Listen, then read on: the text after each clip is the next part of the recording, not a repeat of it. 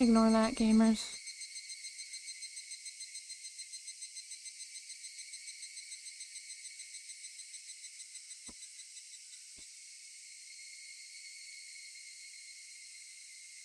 Voila! We're not back from ad yet, though. We got like 20 seconds. And then we'll be so back.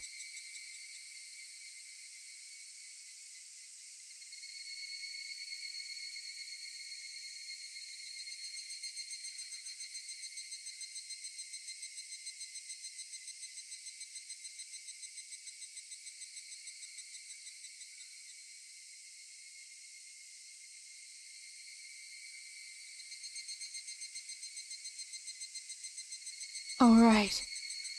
We should all be back. What's up, gamers? We're gonna be reading some freaking Higurashi today. It's been a while, so I'll give you a little rundown. Rena found out who was, like, catfishing, almost, her father. So, she's, gonna do something about that. I think. I don't know for sure, but I have a feeling she's gonna do something about that. Marriage scam, yeah, basically. So, I'm excited to see where this will go, what crimes she will commit, because you know she's gonna commit some crime. She's gotta commit some crime. Or, yeah, exactly. Murder time. Most likely. We're not sure yet, but most likely. Okay. Loading up. Hopefully my voice doesn't die on me. It's been a while, right? It's always like this. It'll be fine. We already did the tips and everything, as we usually do. Alright.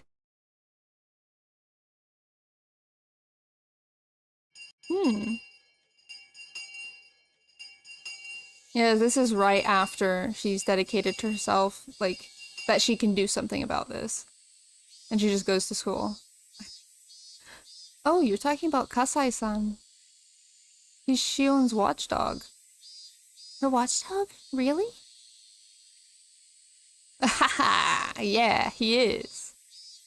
Shion tends to do crazy things, so she needs to have someone watch her all the time. Pink text? Yeah, pink text is when Rena's the POV. When we're Keiichi, it's white text. I think you're as crazy as Shion. Keiichi couldn't cut into the conversation. They ended up making a lot of noise, teasing each other like they always do. Mion made it sound like that man, Kasai-san, is some sort of territory boss in Okinomiya. It wouldn't be easy for me to meet him in person. But because he's Shi-chan's watchdog, I might be able to find a way. Why? Why bunk? I'm just sitting here reading. I didn't even mess up yet. Ah, premeditated bonk. Yeah, owie. The problem, though, is I don't have any connection to Shi-chan either. We hang around every once in a while whenever she comes to Hinamizawa, but I've never called or visited her. I have no idea how we can meet. Even if I could meet Kasai-san, there's no guarantee that he'd help me. He seems to be the kind of person who doesn't like to gossip about others. He told me about Rena-san at the coffee house only because Shi-chan pushed him to. Plus, the situation could grow worse very quickly while I waited for the chance to meet him, so any help he might offer would come too late. Remember, Kasai-san told me that, as her next step, Rena-san usually uses her partner to threaten or catch. That would signify the end of her performance. They were going to take all of my father's money. I wasn't feeling a sense of crisis yet, but that time might be coming very soon. Even as I was at school, taking class peacefully, that man might already be at the house, right at this moment, threatening my father to hand over his bank books. Once I become anxious, I get more and more anxious. I feel a big pressure on my chest as if the ceiling had collapsed on me. Man, I'm so bored. My life is too peaceful. Of course, Keiichi. Okay. Keiichi-kun talks to me, yawning. Is that so bad? I'd love to have a peaceful life that bore me. I don't. I wish some kind of big event would happen, like aliens coming to attack us or something. I'm not saying I'd like to have something like that every week, but at least at the end of every month or so. I want one crazy thing every month. Careful what you wish for. I know.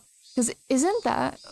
Wait, we're in chapter 6, which correlates to the Shion thing that happened in chapter 2, I think. I don't know, but probably. So that means... Because, like, I remember either chapter 2 or chapter 3, Keiichi was like, my life is boring, I want something to happen, and then stuff obviously did happen. So I wonder if this is similar. Oh, and that doesn't include our monthly test. If aliens really did come, destroyed the earth, and burned all of Hinamizawa, would you be satisfied? Would you? No, that's not what I mean. I'm just saying that I want for some kind of excitement because I'm so bored. He had no idea what I've been going through. Of course, and that's why he says that. But I was still irritated by his insensitivity. I couldn't understand why he wouldn't be satisfied with such a peaceful life. Never has to doubt that today and tomorrow will be as fun as yesterday. I was all too aware that boring and peaceful days could be destroyed all of a sudden. I knew that boring and peaceful days would come to an end, all of a sudden because your mom wanted to divorce your dad. Oh. I know that you could feel like you didn't belong anywhere in your own house because your dad had gotten a new girlfriend. Even so, you had to repeat the same kind of day over and over again. So I want to live every day happily in order to be prepared when the world comes to its end. I'm jealous of you, you know? You look so happy all the time. Okay, Keiichi. I wish I had that kind of skill. You're jealous of me, huh? How do you do it? How do you live every day not being bored, but being happy? I don't, because I'm not. If it really is a skill, I love to learn how. That's easy. All you need to do is to realize. Realize what? There's no way he could realize it. It was probably better that he didn't, because that meant he was truly happy. You wake up! Wake up, Keiichi! You just need to realize that your happy days will one day come to an end. That's true. Happiness never lasts. The silliest people have the biggest challenges. True. True. Three of us walked home from school like we always did. Michan said goodbye to us at the corner of the street, where she took her separate way home. She walked away, waving, but I chased after her. Michan! What? Michan apparently thought she dropped something. Looked around to see what she dropped. I almost forgot to tell you. I saw Shi-chan and Kasai yesterday at a coffee house. And I picked up something that Kasai-san dropped while he was here. Of course, he hadn't dropped anything. I was lying. I was lying. If I could meet him, I'd just show him whatever, tell him I thought it was his, and apologize for my mistake. Oh, well, thank you then. I'll send it over to him in that case. I'd like to give it back to him in person. Huh? Michan looked surprised. Couldn't blame her. I'd met him only once. It's weird to want to give something back in person to someone you barely know. Well, that's alright. But why? Oh. Why is she howling right now? He had this What? Oh my god. Oh, he had this cute beard and these cute sunglasses. Oh my god. I'm so crazy about cute things. Oh. Could I fudge my true intentions with my cute mode? I tried it anyway. Michan usually takes words at their face value, and indeed she seemed to buy it. Nat 1 on deception. I know, she did not do very good there. So, Do you think I could meet him? Well, I have no idea if he's busy or not. I'll ask him when he's coming to Hinamizawa next. I needed to know as soon as as soon as possible. Of course, I wasn't going to say I wanted to meet him today, but at least tomorrow or the day after tomorrow. What are you guys doing? I'm gonna give him the most dumb voice. Oh my god. Hmm? Seems like Rena found a new love. No. Oh. Really? How interesting. I want to hear about it too. I didn't want her to leave it up in the air, so I told her. I think I should give it back to him as soon as possible. I'm sure he's looking forward to it. Give him a nerd voice. Oh my god. Mii-chan said, okay, twice, and walked away, waving. I hadn't yet thought about how I was going to ask for help when I would meet him. He seems to be in a higher position than Rina-san and her partner. If he agreed to help me, it would be very encouraging. There was a possibility that he'd tell me he didn't want to interfere in other people's private matters. He could just say the whole thing was another love triangle between a father, his daughter, and his lover. Bye, Rena. Or, how do I do a nerd voice? Bye, Rena. See you tomorrow. Oh my god! God, that's so bad. That's so bad. I am not doing that. No, that is not. It doesn't fit him. I love Keiichi. He does not sound like that. Yeah. Yeah, see you tomorrow.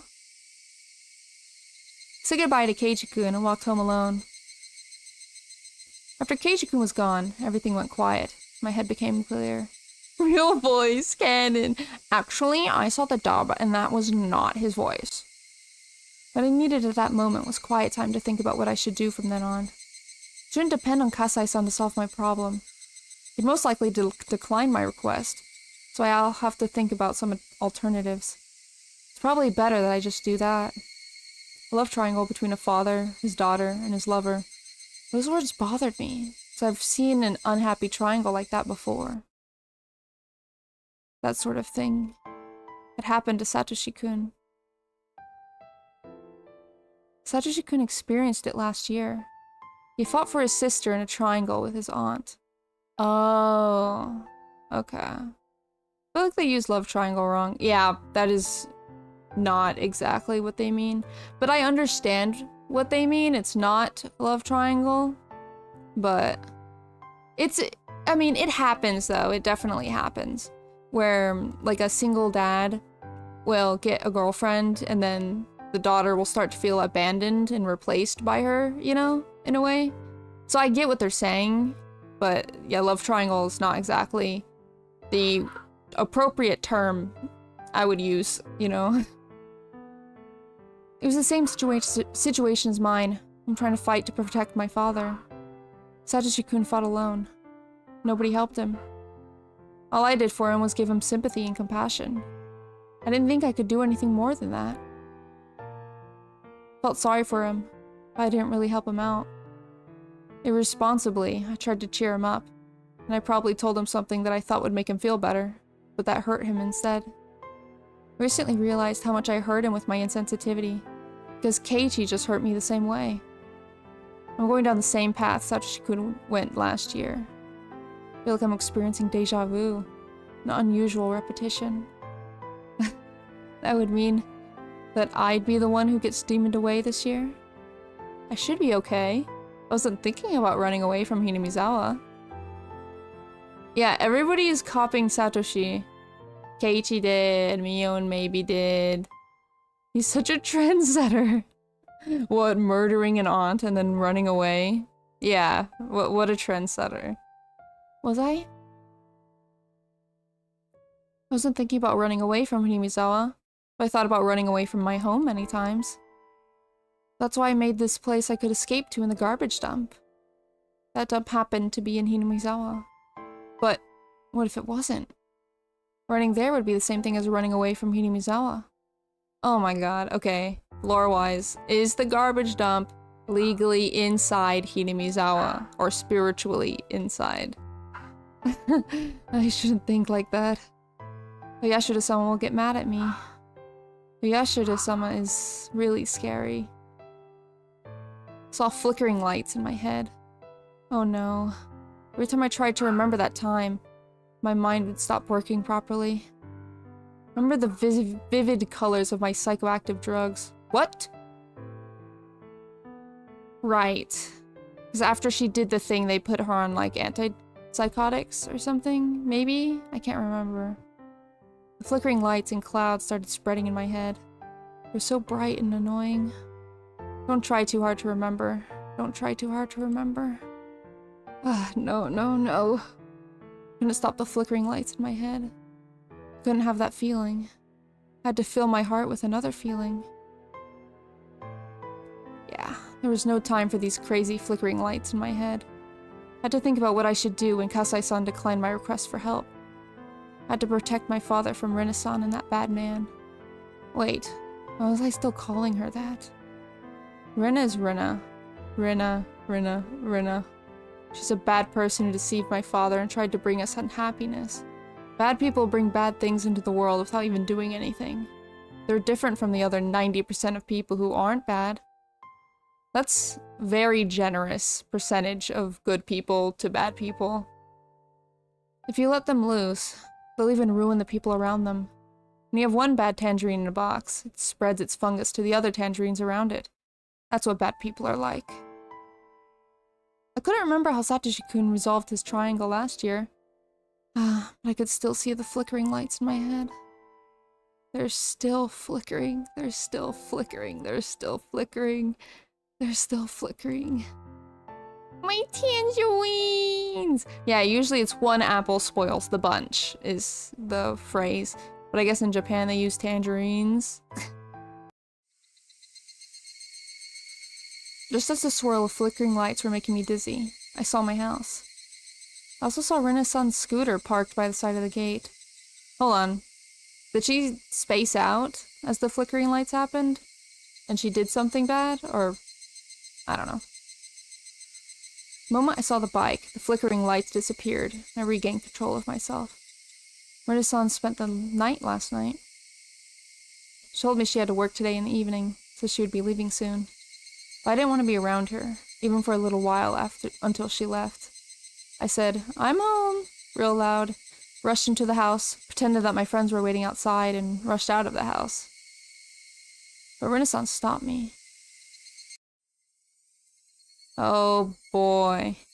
Hey, Reina-chan. You're home. Hello. This was the first time I thought Rena-san's smile was ugly. It only stood to reason. I had realized the scheme she was hiding behind the smile. Your father and I went to Gogura for lunch today. There's a restaurant there that makes delicious Indian curry. My father poked his head out of the living room and he says, "I want to go there again next time we go. I really like that curry."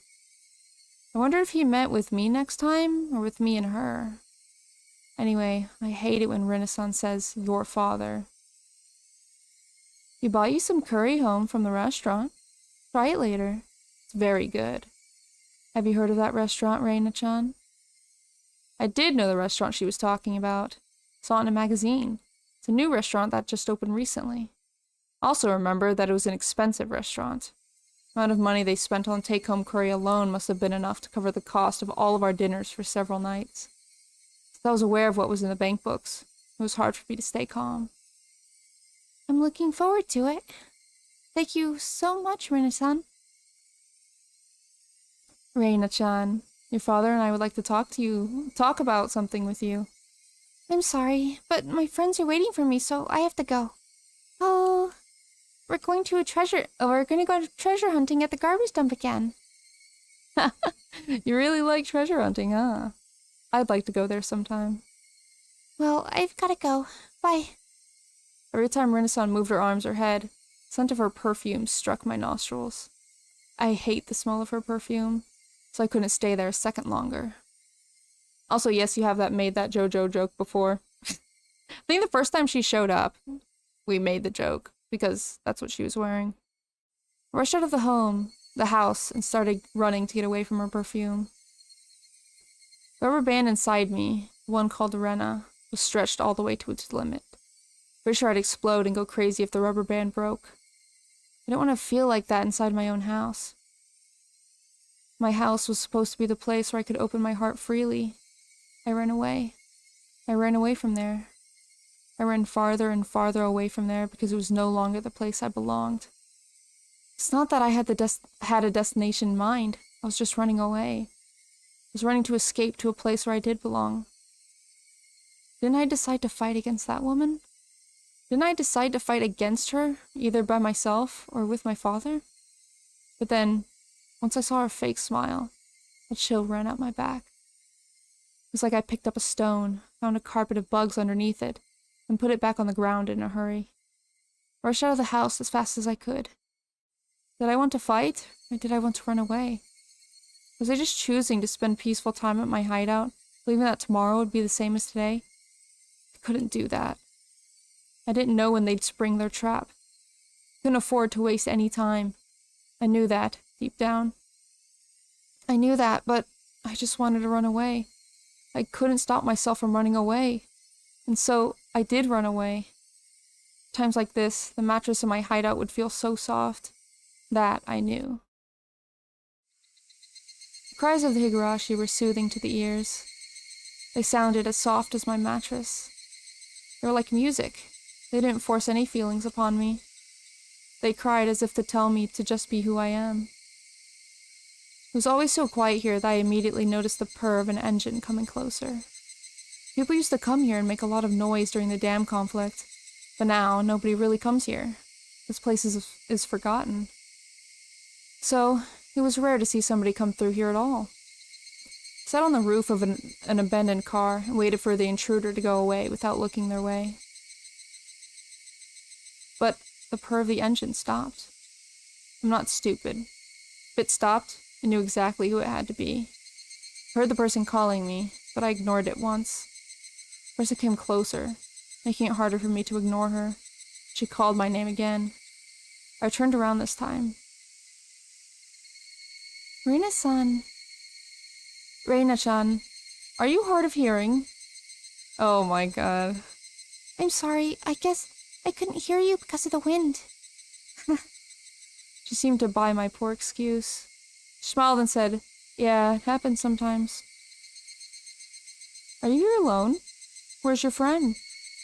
I'm playing here alone. Well, it's rare for a girl your age to play alone. Rena-san stretched and looked across the huge garbage dump. I can't believe people throw so much scrap out here. Do you know there used to be a place where people threw tons of abandoned cars without wheels? It was near Hirosaka. I wasn't interested in Rena-san's old story, but I pretended to listen and nodded. She doesn't take this road to go back to Okinomiya. Guess she knew I'd be here and came to see me. I'm worried about what she is going to do to her.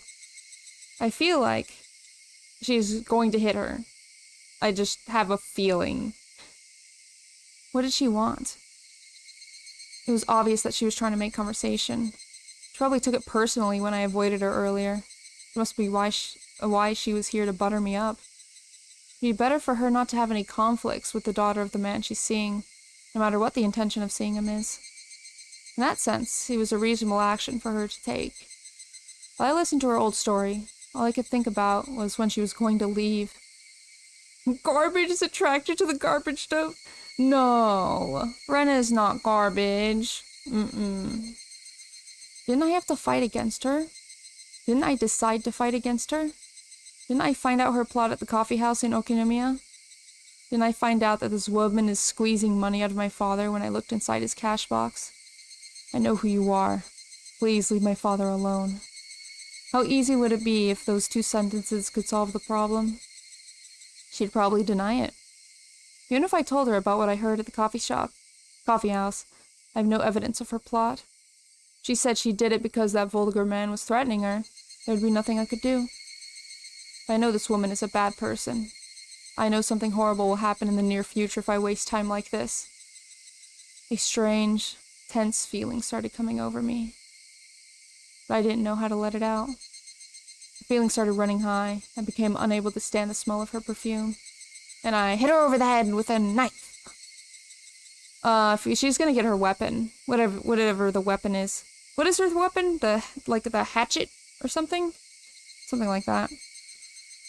I wanted to put a certain distance between me and her, so I climbed down the slope of the scrap heap. Kept going down and down, slopes of the garbage dump. I turned around, saw her coming down as well, muttering. Was she following me? In order to run away from her, I started running down the slope all the way to the bottom, went around behind some trash piles and arrived in the front of my hideout. Oh no. My escape was meaningless. Not only was she going to catch up with me eventually, all I did was let her know the way to my hideout that nobody is supposed to know about. I wanted to make sure she never saw my precious hideout. I was about to leave, but then she appeared. Wow. This is cool. It's like a secret base. This is my secret hideout. Nobody comes here and nobody can hear us. Oh boy. Nobody can hear us. What does that make me think of? It felt strange, hearing myself say that. No scared, no scared. So this is your secret hideout, huh? I'm honored to be invited here. She must have thought I told her my secret because she was worth sharing it with. She looked happy. She found the station wagon, looked inside of it through the window, and went all ooh and ah excitedly. This is a secret place that nobody else knows. I felt like my consciousness was separating from my body, like I was floating. But it didn't feel good. Like when I drank a mazake. It was more like being carsick. Felt like I was going to throw up. My brain was probably secreting some chemical in order to avoid facing the reality that I'd have to stay with this woman. I couldn't run away from her. Wait. Why is the new person in the server triggering Discord's "This is a bot, set it on fire"? What? Hold on. Someone in the Discord?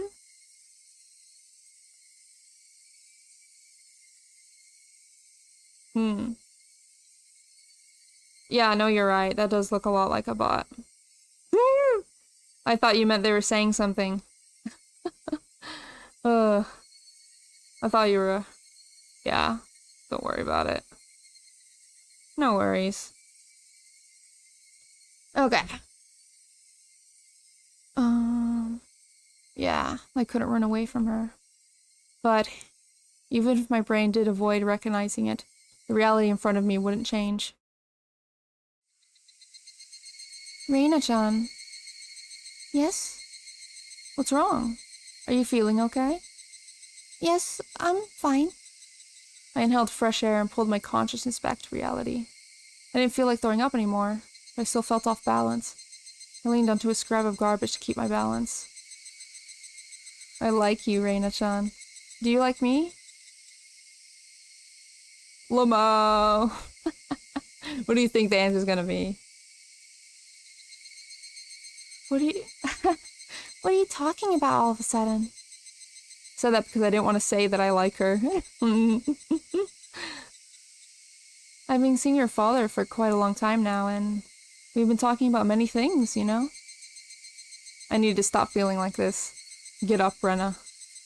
I'd heard something like this before. Part of me was trying to understand what this woman was trying to say. Another part of me was trying not to. Felt as if her words were bouncing around in my head, and I started having a headache. We had a serious talk about our future the other day. You know, about our life together and so on. What? You like Uncle Akihito, don't you, Reina? So, your father and I are... What's going on? Mother? What are you thinking about, Rena Ryugu? It's an important moment. You're about to have a one-on-one battle with Rina-san. No, Mom. What about my dad? What about me? I don't want you to divorce him. I don't want you to get remarried to anyone else. Oh, I see. Okay, she's having, like, flashbacks. The similar... Oh. Oh. No, please don't divorce him. I'm not gonna let you do that. I'm not gonna let you get remarried. I'm not going to let you get married to my father. What? I don't care if you go out with him, but I'm not going to let you get married to my father. She must have not thought I'd say it straight out like that. She looked stunned. After a while, she broke the silence with her laughter. Oh boy. New music, also. I haven't heard this track before. I thought you might reject me, but I didn't think you'd say it straight out like that. You thought I might reject you? I'm surprised you even noticed I was doing it. Of course I did. You always ran away whenever you saw me. Thought I didn't know. Why I hate kids. She frowned, revealing her ugly self. Should have been the first time I saw her face like that. I wasn't surprised at all. Her face had looked like that to me from the beginning. Wanted to get along with you if I could, at least on the surface. But I guess it's hard to do that now since you hate me so much. What do you hate about me? I'd like to know for future reference. Oh, for future reference, like when you could do this to somebody else. Everything. I hate everything about you. I hate your smell, too. One vicious word came out of my mouth after another. I didn't have wings, but I felt like I was flying up to the sky. I felt weird and uncomfortable, but also exhilarated. Felt like I was letting another me use my body. I was always in the middle of a disastrous battlefield. I felt like it wasn't even my business. That's just fine with me, because I hate you too. I guess we're even. Oh my gosh, you little fucking brat. You better shut your fucking mouth or I'll make you. Never come to my house again. I'll never let you get married to my father. I don't need your permission, you know. Well, why don't you try and stop your father from remarrying? Let's see what happens. Think you're wasting your time, though. She didn't look intimidated by me at all, and that made me feel a little intimidated in return. Why was she so confident of her absolute control over my father? One, she's probably done it many times before. Two, Rena's, what, 12, 13, 14? You know. She had to have more than confidence to be able to act as fearless as this. She must have something tangible. Or I asked her what it was. Oh no! Oh no! Is she pregnant? She has to have something tangible. Before I asked her what it was, she told me herself. Oh my gosh. No, she's not. That's a lie. She's lying. She has to be lying. There's no way. I'm pregnant. Oh my gosh. There's no way that's real. She's just saying that to baby trap him. You're lying. I'm not lying. It's true. It's a lie, it's a lie, it's a lie. It's a big lie. She has to divorce because she got pregnant. She has to get married because she got pregnant. That's a lie. That's a big lie. Oh my god. I'm a Christian, so I can't get an abortion. I'll just have to accept it. Plus, we had sex with marriage in mind. He made me pregnant. If he changes his mind and takes no responsibility, it's going to be a big mess, you know. I'm very lost. Okay, basically, she is wasting all of Dad's money on expensive things and plans to take all of his money once they get married. And Rena knows me, like the player, whatever. We know. And we're trying to stop him. Yeah. That was your plan, wasn't it? I overheard it. I heard the conversation you had with that man, Techan, at the coffee house. I know you started seeing my father for his money. I know you called him your husband in Hinamizawa. I know he's just a big catch for you. I know everything because I heard it from Kasai-san. I know you do badger games too. I can fix her! No, Seth. No, you cannot. Oh, you knew? Well, well, well. Before I knew it, Rena was standing right in front of me. Oh god. We glared at each other with our faces almost touching. So? Reina-chan, you know everything, and what are you thinking you're going to do? Don't come near my father ever again. What if I refuse? You wanted to talk to me at your secret hideout, right? Kind of knew what you wanted to talk to me about. You brought me to your secret hideout, where nobody knows and nobody can hear us, right? Yeah, you're right. Nobody knows about this place and nobody can hear us here. Nobody comes because it's a place forgotten.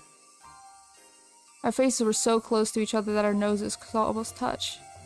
I knew what I was talking about, but I didn't know what would happen next. Couldn't back down now that I'd come to this point, but I didn't know what to do. I didn't know what I should do. Come on, let's not do this. Let's be friends again.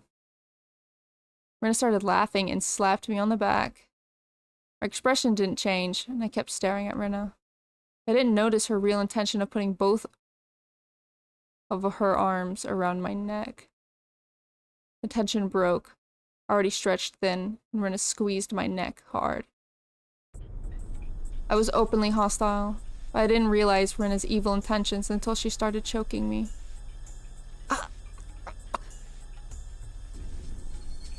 Oh god, that face.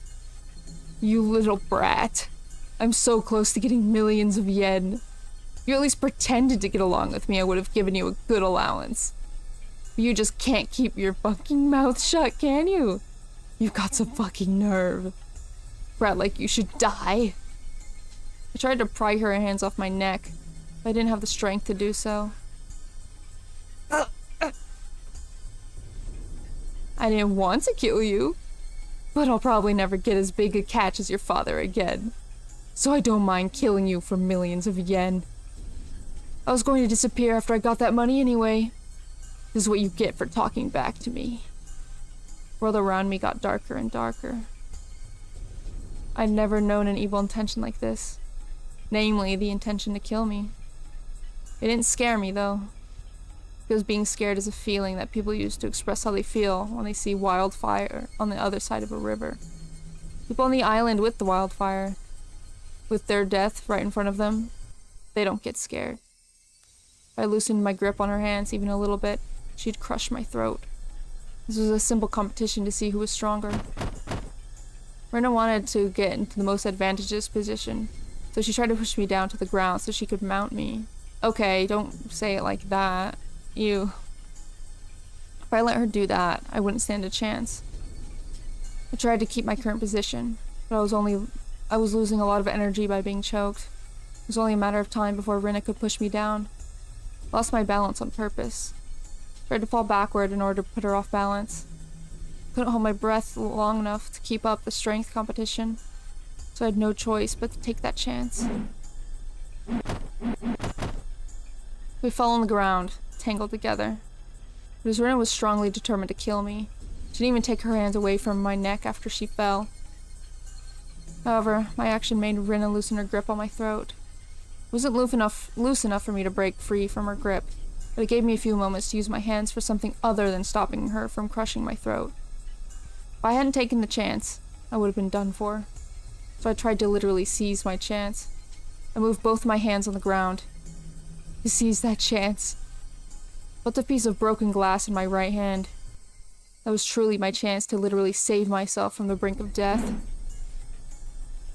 I cut Rena's wrists deep with the piece of glass. Yeah! Rena tried to endure the pain for a few seconds. But pain that severe, with someone so cornered, soon broke her will. She let go of my throat to cling to her bloody wrist. I used that moment to roll away from her. It fucking hurts. She screamed, both in pain and also to try and intimidate me again. Are you winning? Yeah. I'd say we're winning. It didn't work anymore though. Intimidation only works on the opponent when the opponent is hesitant to fight. When you're already in a fight, screaming like that means nothing more than letting the opponent know how badly you're hurt. I no longer had any hesitation. I had learned from Rena. She taught me what I have to do in a situation like this. That's right. This is my secret hideout. I know every single piece of junk in here. Maybe I knew a day like this was coming. Was it just a coincidence that it was there? I had pulled out a meter-long lead pipe, not at all surprised to see it there. I raised it up high and brought it back down. There's no way Rena could block this hard and heavy lead pipe with just her arms. She probably tried to block it with the palms of her hands in order to take it from me, but her long nails wouldn't let that happen. Unable to catch it the way she wanted, she broke her fingers and some of her nails came off too. The scream made me realize that I had the advantage. An advantage I would have to keep. If I didn't, she'd turn the tables just like I did. Then she'd choke me to death for sure. Yeah. Stop. Stop it. Wait. Rena shielded her head with her arms, but it didn't help. All that would change is that I'd break her arms before I broke her face. I'm serious. Stop it right now. I'm serious too. Die, die, die. You should die. Yeah, that's right.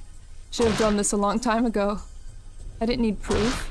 I didn't have to talk to anybody. That's stupid. That's nonsense. I should have done this a long time ago. If I had done it a long time ago, my father wouldn't have been deceived. I could have protected him. Could have protected my family. Could have protected my life. Could have been myself. My mother wouldn't have divorced my father. Oh, no, Rena. That probably would have still happened no matter what you did. I could have stayed happy. I wouldn't have had to be unhappy. I'm going to recapture my happiness. At this moment, I'm going to win back my happiness. I'm not going to cry for misfortune. I'm not going to give in to fate of unhappiness. I'm going to be happy. I'm going to seize my happiness right now with my own 2 hands. Rena tried to run away from me, but as she no longer had the use of her hands, it made it difficult for her to stand up to escape, especially since there were scraps of junk everywhere on the ground. After all, this is my hideout. This is my territory. Nobody can run away from me in here. She tried to climb up the slope of garbage, slipped, fell, rolled all the way back down. She didn't stand up or move. Her eyes were open. Her neck was bent at an unnatural angle. Oh, okay. I didn't know how to make sure she was dead, so I kept looking at her opened eyes for a while. She could be faking it for all I know. Dude, if her neck was bent at an unnatural angle, I feel like she's gone. She didn't close her eyes no matter how long I waited. Scooped up a handful of sand and threw it on her face. She didn't close her eyes. Thud. The lead pipe slipped out of my hand and hit the ground. I tried to pick it up. I realized how heavy it was, and I was surprised that I was wielding it as though it was a knife. I was sweating all over. Cold wind felt good on my skin. Cries of the Higurashi were calming me down and healing my soul. Rena was just like a broken dummy now. She had become a piece of junk. I am the owner of this land of junk, and I've defended it from her intrusion. Now she was a resident of this junkyard. Okay. I get the intention, but that was worded very sillily. Very silly. I didn't feel bad about killing her. In fact, I felt rather fulfilled that I defeated the evil woman who had deceived my father. Murder is good. Yeah. Well, Keiichi also said the same thing when he murdered Satoshi's, not Satoshi's, Satoko's uncle, right? He also said, yeah, I murdered him, so what? You know? I started breathing slowly and calmly, and I regained enough energy to analyze the situation.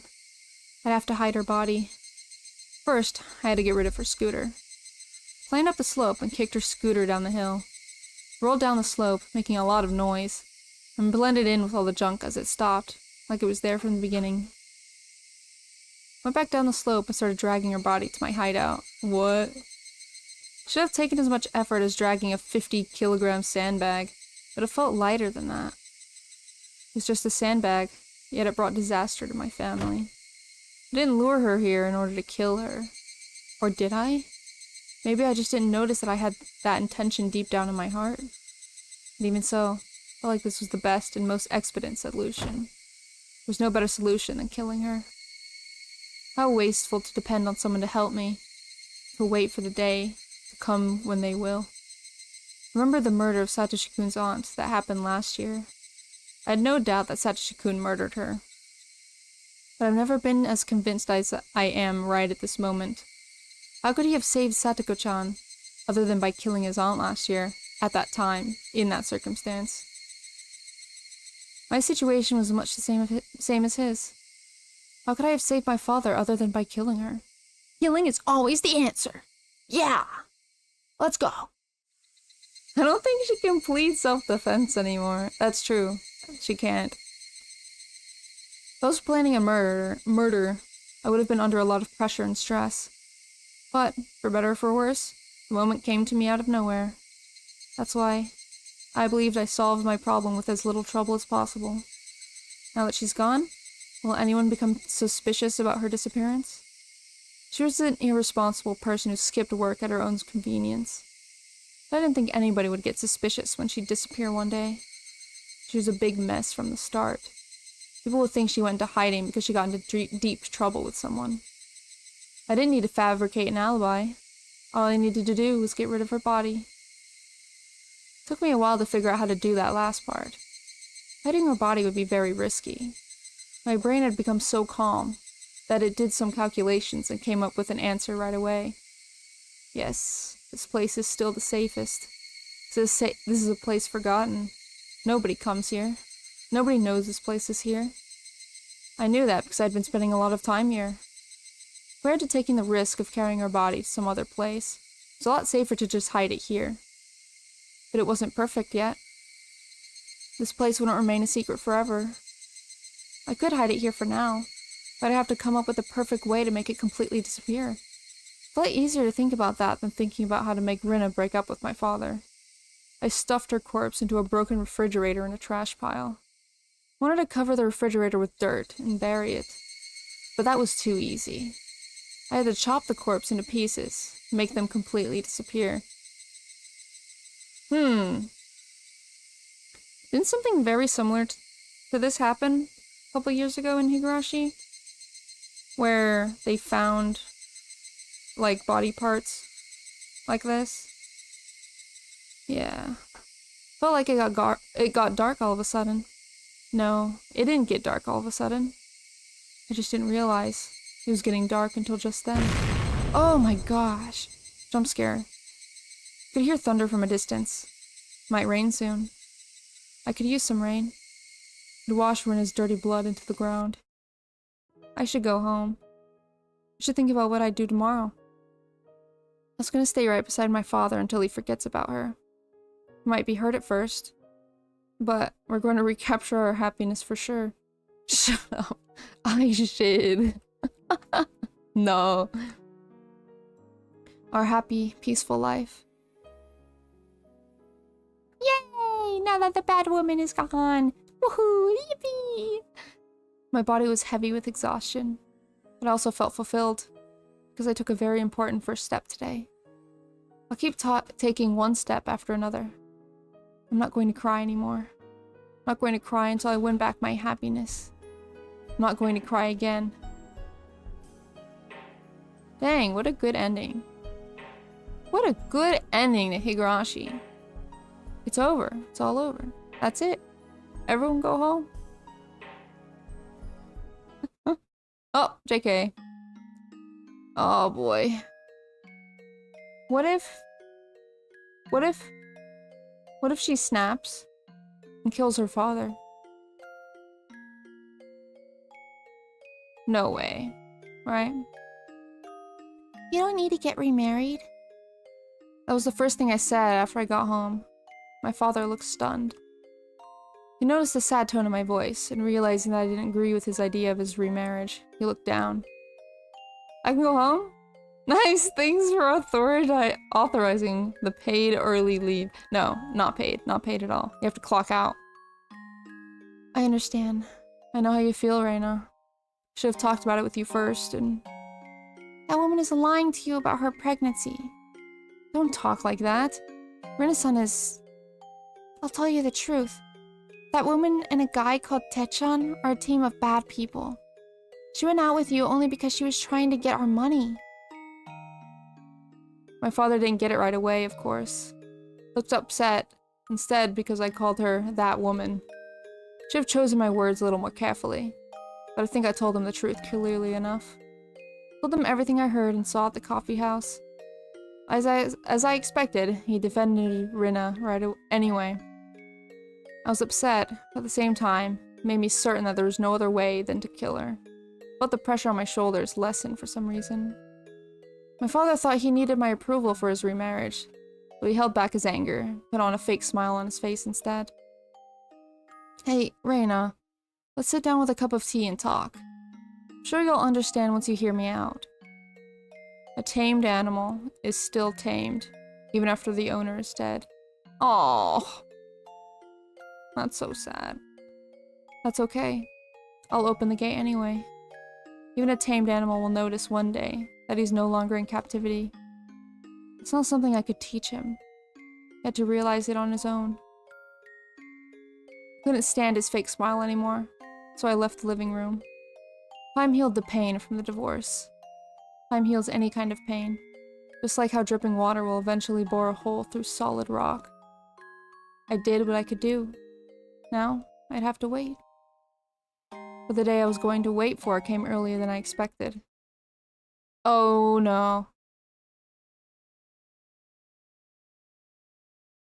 At midnight of the following day, we had a visitor. It was that Techan man. Teppei Hojo. Teppei didn't even knock on the door to get in. He broke into the house by smashing the window.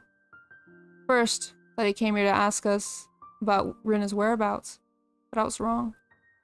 The real reason why Teppei came here was because it was their plan. It was the last stage of their badger game. Rena was probably supposed to be in bed with my father at that time tonight.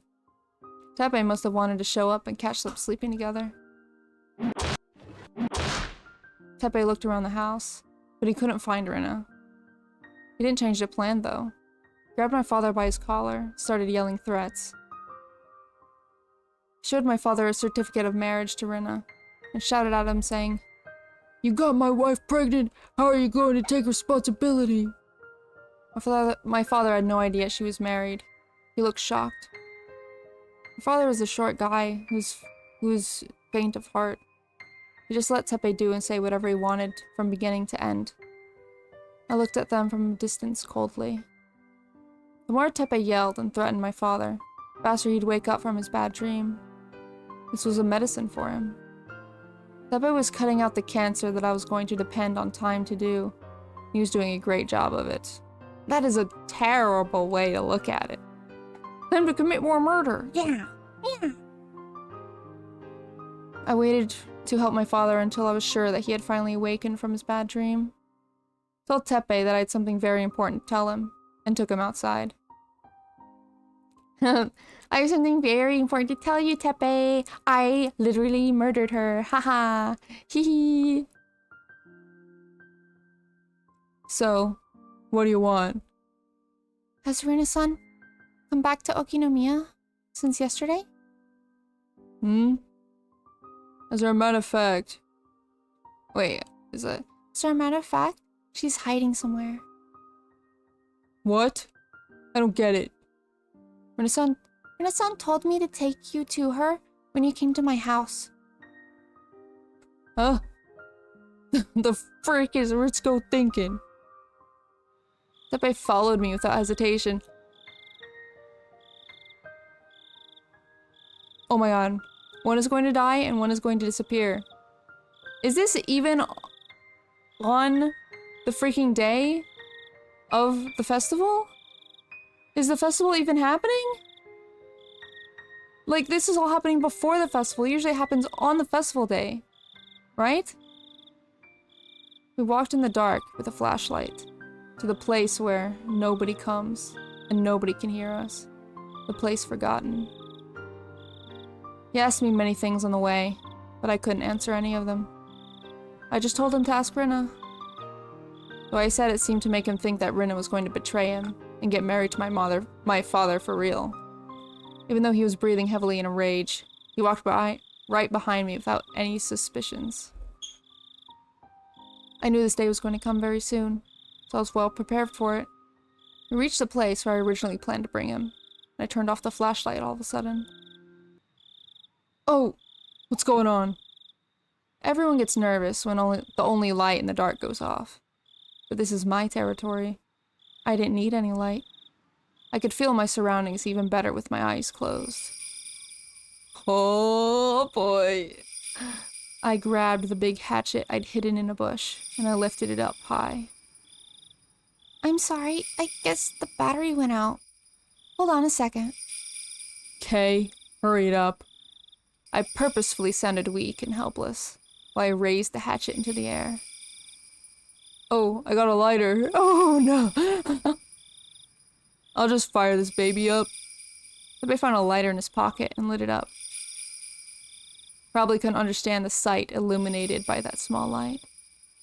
Saw a girl lifting up a big hatchet right in front of him. The boy's eyes went wide. He didn't understand what was going on, but he understood that his life was in danger. And yet, he might not have been able to think fast enough to deal with it, even though he understood what he should do. Even if he could think fast enough and block his head with his arms, it wouldn't have meant anything. I knew Tepe would come to my house eventually, so I prepared for that day. I just didn't think that preparation was going to bear fruit tonight. I chose my weapon very carefully. I planned when, where, and how I was going to attack him. And so, there can be only one result. Hatchet cut deeply into his forehead. Felt an indescribable vibration through the hatchet when it hit him, and this told me I broke his skull. He bragged about how good he was at fighting at the coffee house, but he sure went down quickly when faced with a murderous weapon. He was done in by a single blow. Tepe slowly fell to his side with the hatchet in his forehead. He looked like a victim in a B-movie. B-movie? I guess a bad horror movie? I don't know. Now that's just first-degree murder. Oh, 100%. She's got 2 murder convictions under her now. I killed this big guy with just one hatchet. He was probably quite experienced in the world of violence. But I was better at him when it came to killing. Why? Because I've killed someone before. It's all done now. The bad people who deceived my father and tried to rob him blind are gone. I did what I had to do in order to protect my life. If I had this much courage and determination when my mom told me about the divorce, I might have killed Akihito. If I did, I would have taken the life of only one. Because I couldn't do it back then, I've had to kill 2 people in the last 2 days. Oh my gosh. Because you couldn't kill someone when you were like 6? No. Rena. Let's finish it up. It's already a place to hide his body. I took care of everything. My hands were wet, so I'd shone the flashlight at them. I thought it was blood, but it was just sweat. Even so, I still felt uncomfortable, and shone the flashlight at my hands several times. I did all this in order to be happy. I did all this, so I should be happy now. I tried so hard that I got blood on my hands. I wanted to get credit for that from him. Oh, Yashiro-sama, let me ask you a question. I can finally rewind the time back to the day everything started to go wrong, can't I? I'm going to stay in Himizawa. I'm going to live happily with my father forever. Bruh, just wait until he gets old. thing. Everything's so happy! Yay! Going back to school! Woohoo! Oh my gosh. It's rare to see Rena sleep in class. She isn't the kind of girl who sleeps in class because of staying up so late. She had to be tired from doing housework or something. Everybody seemed to think the same thing. Nobody tried to wake her up. Not even Chie-sensei. Oh, we're Keiichi now. Okay. She got up for a few seconds and went back to sleep. She swayed back and forth like she was rowing a boat. But she's in class. So I should wake her up, right? I was about to wake her up before my hand touched her. Mion gave me a sign not to. Let her sleep. She must be really tired today. You're right. I heard a few days ago that Rena lives with her father. She studies during the day, plays a lot after school, and does things around the house after that. I didn't know that. I also didn't know her mother had divorced her father. Mion told me that. She also told me not to talk about it because Rena's still hurt by the divorce. I didn't even notice she's been through such a tough time. Rena's the kind of girl who doesn't show her pain to others. She always looks happy and cheerful, but she might be acting that way on purpose. Rena told me that happy days will one day come to an end. She told me she knew that firsthand. What could she have been through? I had no idea. It's probably why she tried to spend as much time as peacefully and cheerfully as she could. I must have hurt her feelings when I said I was bored of having happy days. When I thought about it, I felt bad for living off my parents, who are both healthy and happy. For that matter, Satoko and Rika-chan lost their parents too. Mion lives with her grandmother, away from her parents, because she needs to learn to be the head of the Sonozaki family in the future. When I realized all that, I felt bad about my situation. You don't have to feel bad about living with your parents. Mion seemed to have read my mind. She said it with a cool expression on her face. Family is the most common community for kids like us to live in. But it's not the only community we have. You mean friends? You're right. Do you think we're as good as family to Rena? Rena does cleaning, laundry, cooking, shopping. She must be tired every day. She could spend her afternoon taking naps. But she doesn't do that. She spends her afternoons playing with us. That means, how should I put it? That means we're her best friends. So you're saying we're friends with as much value as family to her? Mion looked stunned. As if she didn't understand what I was talking about. I didn't know what friends meant for you until today. But I believe friends are just as important and valuable as family. It's actually very easy to understand. Rika-chan joined our conversation. The important thing is to have people around whom you can feel comfortable. Sometimes you call them family, or sometimes you call them friends. It's just a matter of the word you use. Bruh. Said no 6-year-old ever. They do not talk like this. Are friends the same as family to you, Rika-chan? Yes, they are. I believe they are to Satoko, me, and Rena too. I guess that's why we always try to stay together. You ever feel lonely when you're with your friends? They're my family, so I'm not lonely. Mion nodded in agreement. Satoko was talking with her other classmates, but I'm sure she would nod as well. Rena would too. I'm a little embarrassed. Why? I've been using the word friends. I don't think I understood its true meaning until today. Friends are more important and irreplaceable than I thought they were. That's like common sense. So you should take this opportunity to remember that. Yeah, I will. I also recommend that you don't say that again. Kei-chan, you just said something very embarrassing, you know? After all that, Mion still made fun of me. I think I understand a little better why Rena was always so serious about having fun. I want to be her best friend, and I want to do my best to be deserving of her effort. Rena snored. Sounded cute. Chie-sensei let her sleep in class, but she couldn't let her get away with snoring. Class president, wake her up, please. Rena, get up. Ugh. Rena was still half asleep and made a strange noise. Everybody in the class laughed. Rena noticed they were laughing at her, woke up right away, and acted like she wasn't sleeping at all. It looked really funny, and I burst into a fit of laughter. Ooh-ha-ha-ha! Ooh-ha-ha-ha! Outside the window, the sky was blue, and the clouds were pure white. It was still June, but it looked like the middle of summer. This perfect weather wouldn't last forever. It would get cloudy and rain all of a sudden. So we had to play and raise a ruckus while we still had this perfect weather.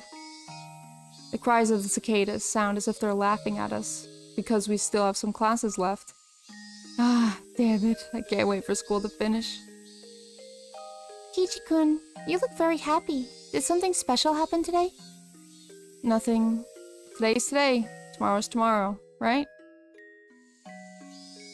Yeah. I'm just happy we have perfect weather today. I don't care about the weather tomorrow. I want to enjoy today as much as I can. When the weather changes, I don't want to regret that I didn't. I learned that from Rena.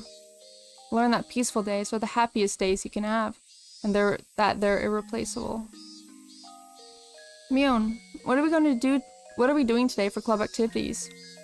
We need something very exciting for the punishment too. That's the spirit I like, Kei-chan. Because you insist, I'll put you through through a living hell. Keiichi-kun, don't provoke her too much. Hey, are you scared, Rena? I know you're better than that. Let's show her our true power again. Remember, we haven't brought an end to our last battle. I grinned at her, and she grinned back. I do remember that. Okay, let's do it then. Rena-san, you certainly got me last time. For that, I must pay you back with interest. This is getting very interesting. It's going to be a blast. I can't wait for school to finish. I couldn't wait either, but that time we spend just talking together is also very precious. Yeah, it'd be nice if school ended soon. What is this? Is this the end? Is this the freaking peaceful ending? Bruh, huh? I need to go check the achievements. I didn't know we were so close to the end. No, it's still going. It has to be. Yeah. I just got an achievement. Find an easy solution to a big problem. Oh my god. Because you can check the achievements to see how much, like, of the chapters left. Okay. One. Yeah. Yeah, there's still a ton left. We're like halfway. Okay. Just wanted to double check. And since we're we finished it with the part, we got 3-minute break so I can chug some water. All right? Everyone also go get water and food and stretch. You know, those things. But I'll see you guys in 3 minutes, all right? But also bye, but also hi in 3 minutes. Oh, I finally drank some water. Oh my gosh. Actually crazy. All right. Oh my god. Among Us. Among Us. You know, no matter how much I lower it, it's still gonna be super loud.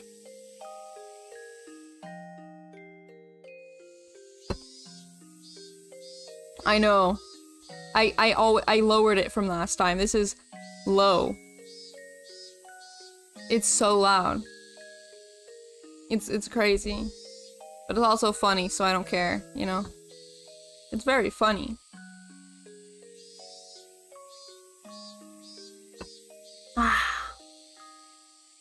The way the chapter was going, it really did seem like it was gonna end.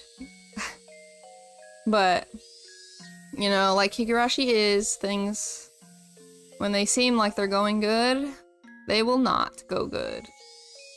You know? We still got a while.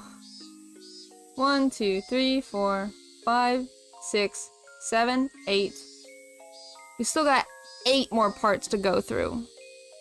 And we've only been through 5. So we're still not even at the halfway point yet. See, that is crazy.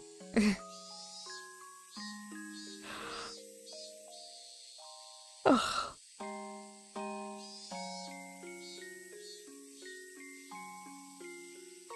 I want a fruit roll-up.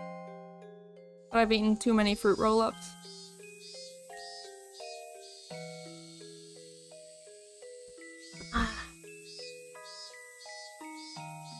Alright. No, I'm gonna get a fruit roll-up, I don't care. I love fruit roll-ups. I can eat it fast. Alright? Fruit roll-up ASMR. Let's freaking go! What about grabbing some real fruit? No.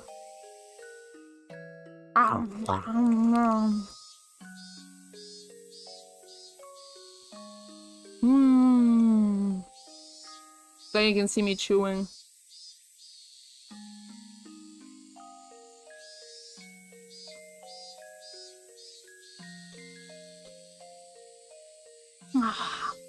Good. It's so good.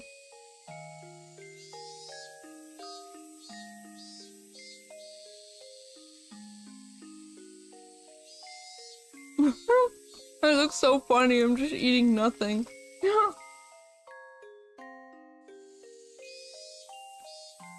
Are we so bad? Are we so bad? Is everybody so bad?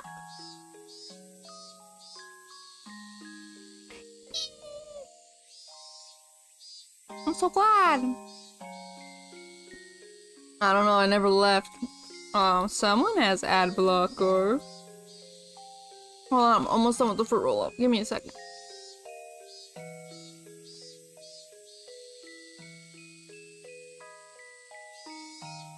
Starbucks!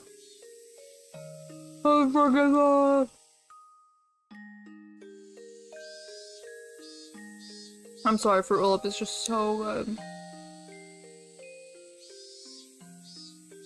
I probably should have a meal, but no.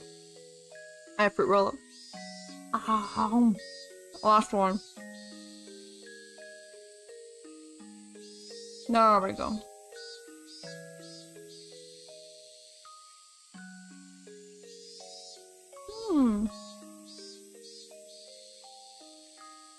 My cat wants some.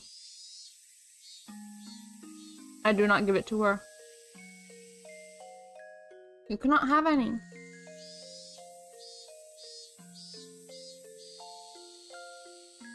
Alright. Fruit roll-up is over. Time to read the tips. The epitome of cruelty. No. Not in the least.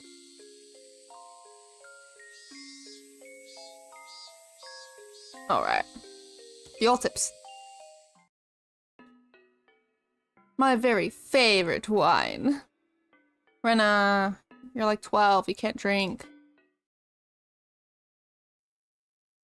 Satsuko went to join the children playing in the schoolyard. Since I didn't feel like going, I decided to stay home. Most likely, she wouldn't be back until the evening. When Satsuko wasn't around, I had ways of spending time without her. Besides, that was what I wanted to do anyway.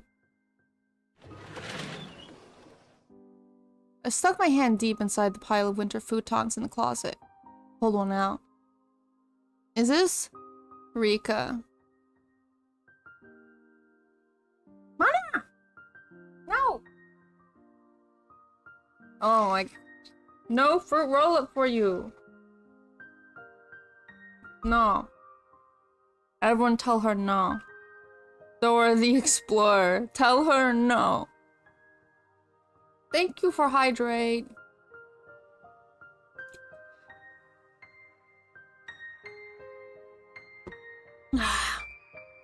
Alright. Next, I filled a stylish looking glass with ice. The ice made in the freezer smelled of chlorine though, and didn't taste good. Store-bought ice would be the best. But since Satoko kept asking me what I was using it for, I stopped buying it. But it might be worth spending time to think about a good excuse for that, if I meant I would be able to enjoy ice without ever again smelling the chlorine. Filled the glass with mineral water, and then poured a little bit of another liquid into the glass.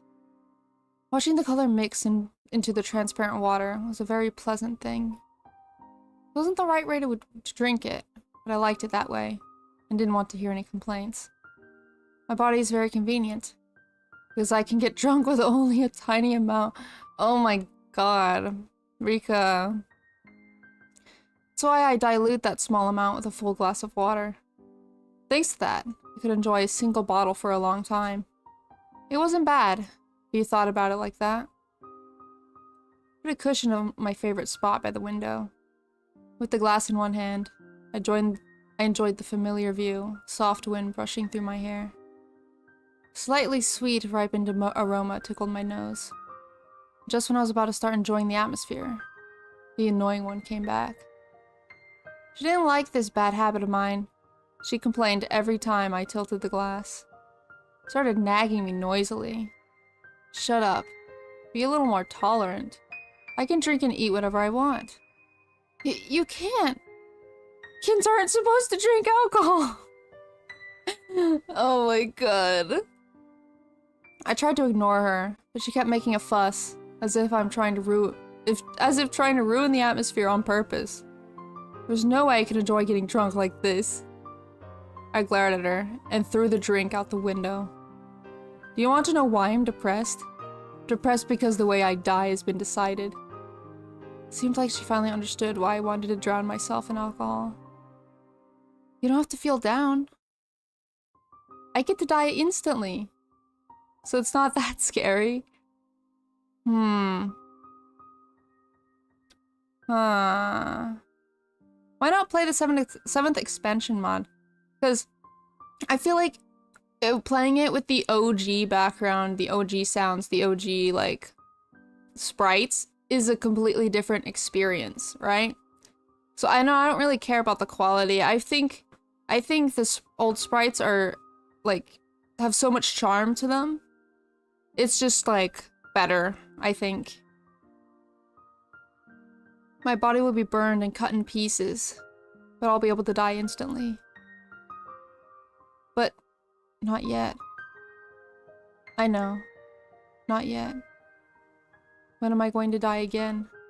I think it's the night of the 25th of June. It's about a week after the Watanagashi festival.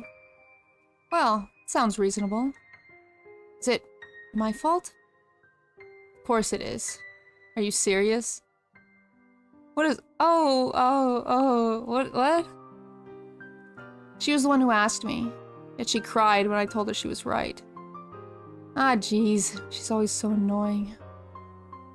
Let's keep trying. I'm sure I'll get 6 in a row on the next board game.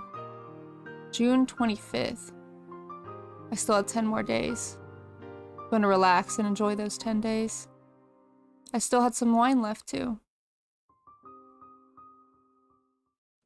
Okay. I think I know what that was, but I can't say anything because it hasn't come up yet. But I am 100% convinced that was Rika, or Rika was involved. One of those two people was Rika, 100%. But I can't say anything yet. I think next chapter we'll get to meet the other person that was involved in that conversation. At the beginning of the next chapter, I think. I can't remember. Okay. Continue. Let's keep going.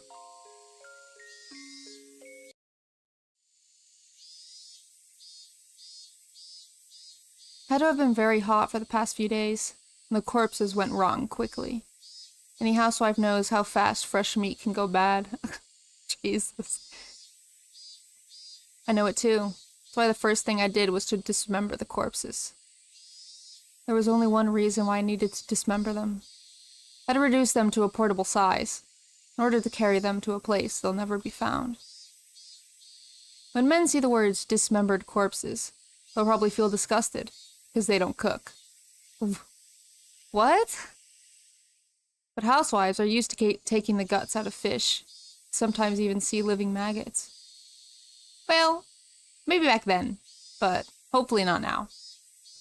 Take the maggots off of the food, or even cook it. Cook it with the maggots still on. Heat will kill them, after all. But we don't tell men what they do in the kitchen, because men wouldn't eat the food if they knew. Jesus. So it didn't really bother me much to dismember them. I was released from all my problems by killing them.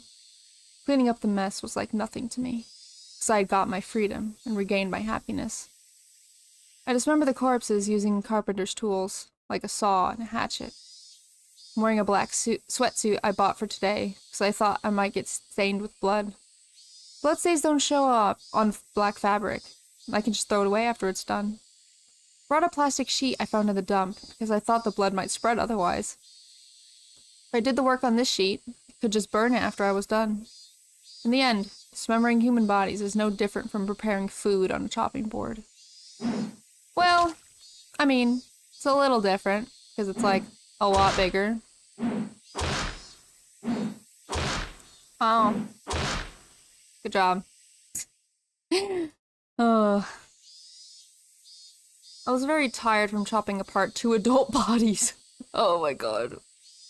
But I didn't have a problem doing it. I cut off their arms, legs, and heads, dividing each body into 6 pieces. Heard before that blades get easily ruined by fat when you cut apart a corpse, so I brought many kinds of tools. And I was right. I didn't have to go back and forth between here and my house to get another tool in the middle of work.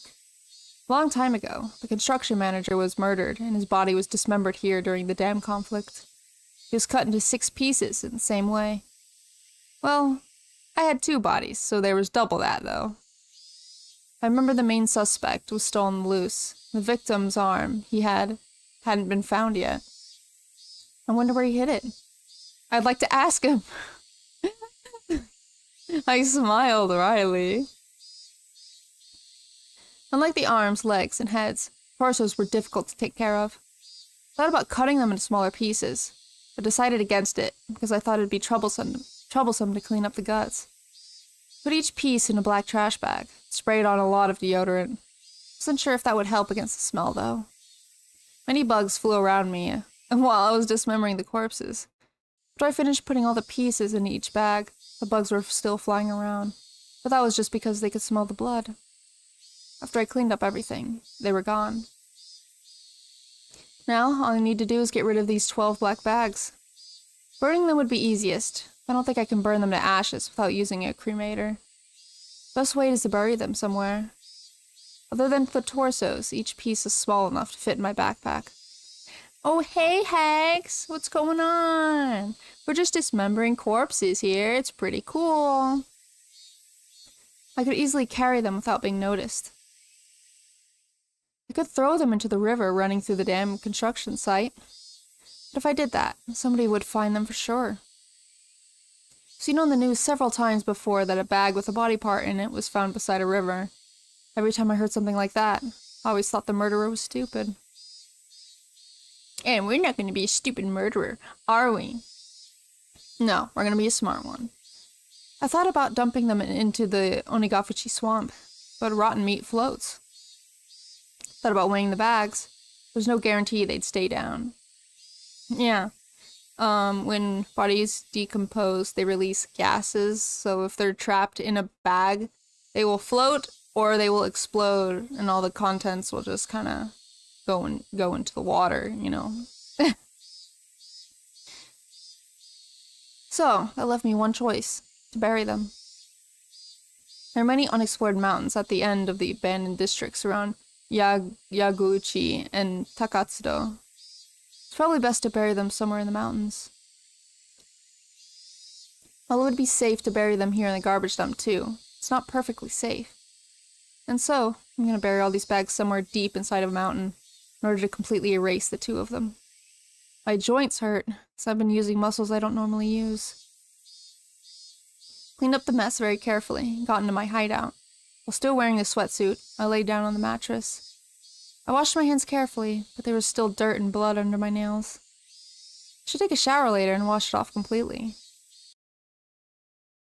When I say things like disposing of corpses, it sounds like I'm the greatest evil of the century. That's only true if I get caught. That's only true if I get caught. Okay. Alright. What I did isn't a crime as long as I don't get caught. Rena, that's not how crime works. Plus, I didn't do this because I wanted to commit a crime. I didn't do anything wrong. I did this to protect my father's life and mine.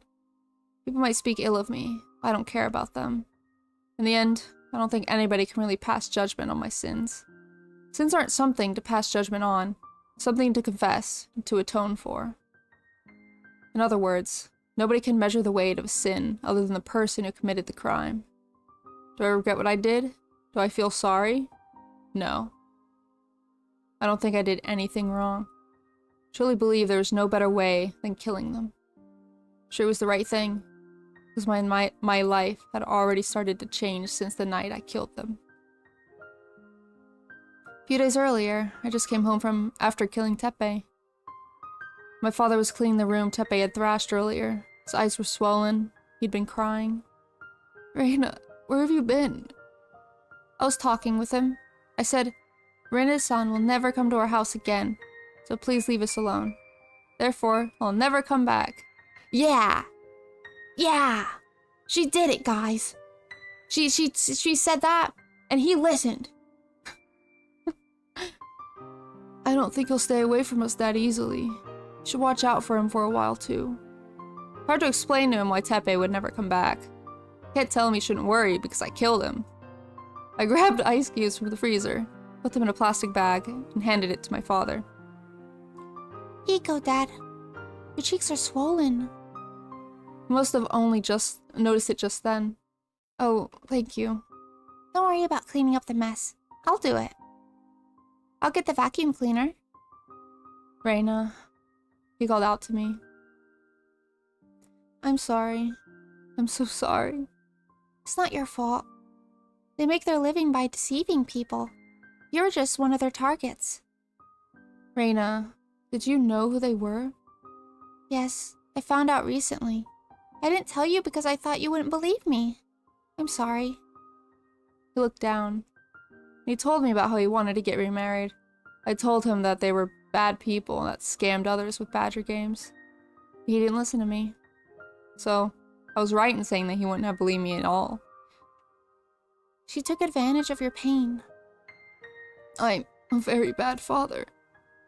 And he started talking about how he met Rena, as if trying to absolve his guilt. It was when he was suffering the most, and he needed to drink away his sorrow. At a bar he happened to go into, Rena's son was the one who came to his table. It's her job to be a good listener when her customers talked. Rena must have really been a great listener, and offered words of comfort when he talked about the divorce. He was emotionally stable, could have taken it as a kindness that she was only offering at the time. He was so desperate that he took it the wrong way. After that, the tragedy was inevitable. He wanted to believe that it was destiny, and he glamorized everything about her. It would be easy to laugh at him and say he was just dreaming, but I don't blame him, because being weak is also a part of being human. He had plenty of opportunities to grow suspicious of her questionable spending habits. My father just read even that behavior as an attempt to cheer him up. He bought everything she asked him to, and Rena had landed her catch. He shouldn't have brought his lover to the house where his daughter lived. He was crazy about her, and he didn't even think about it. I'd forgotten that I was a father first. What was I thinking? He started crying. Held his shoulders gently. It's okay. You realized it in the end. You're my father no matter what. You're the only family I have. Aw. He couldn't stop moaning. We held each other and cried together. Wah. Wah. Hold on, I'm gonna blow my nose for a second. Oh my gosh. When I talk a lot, hard because allergies. I'm allergic to talking, I guess. I don't know.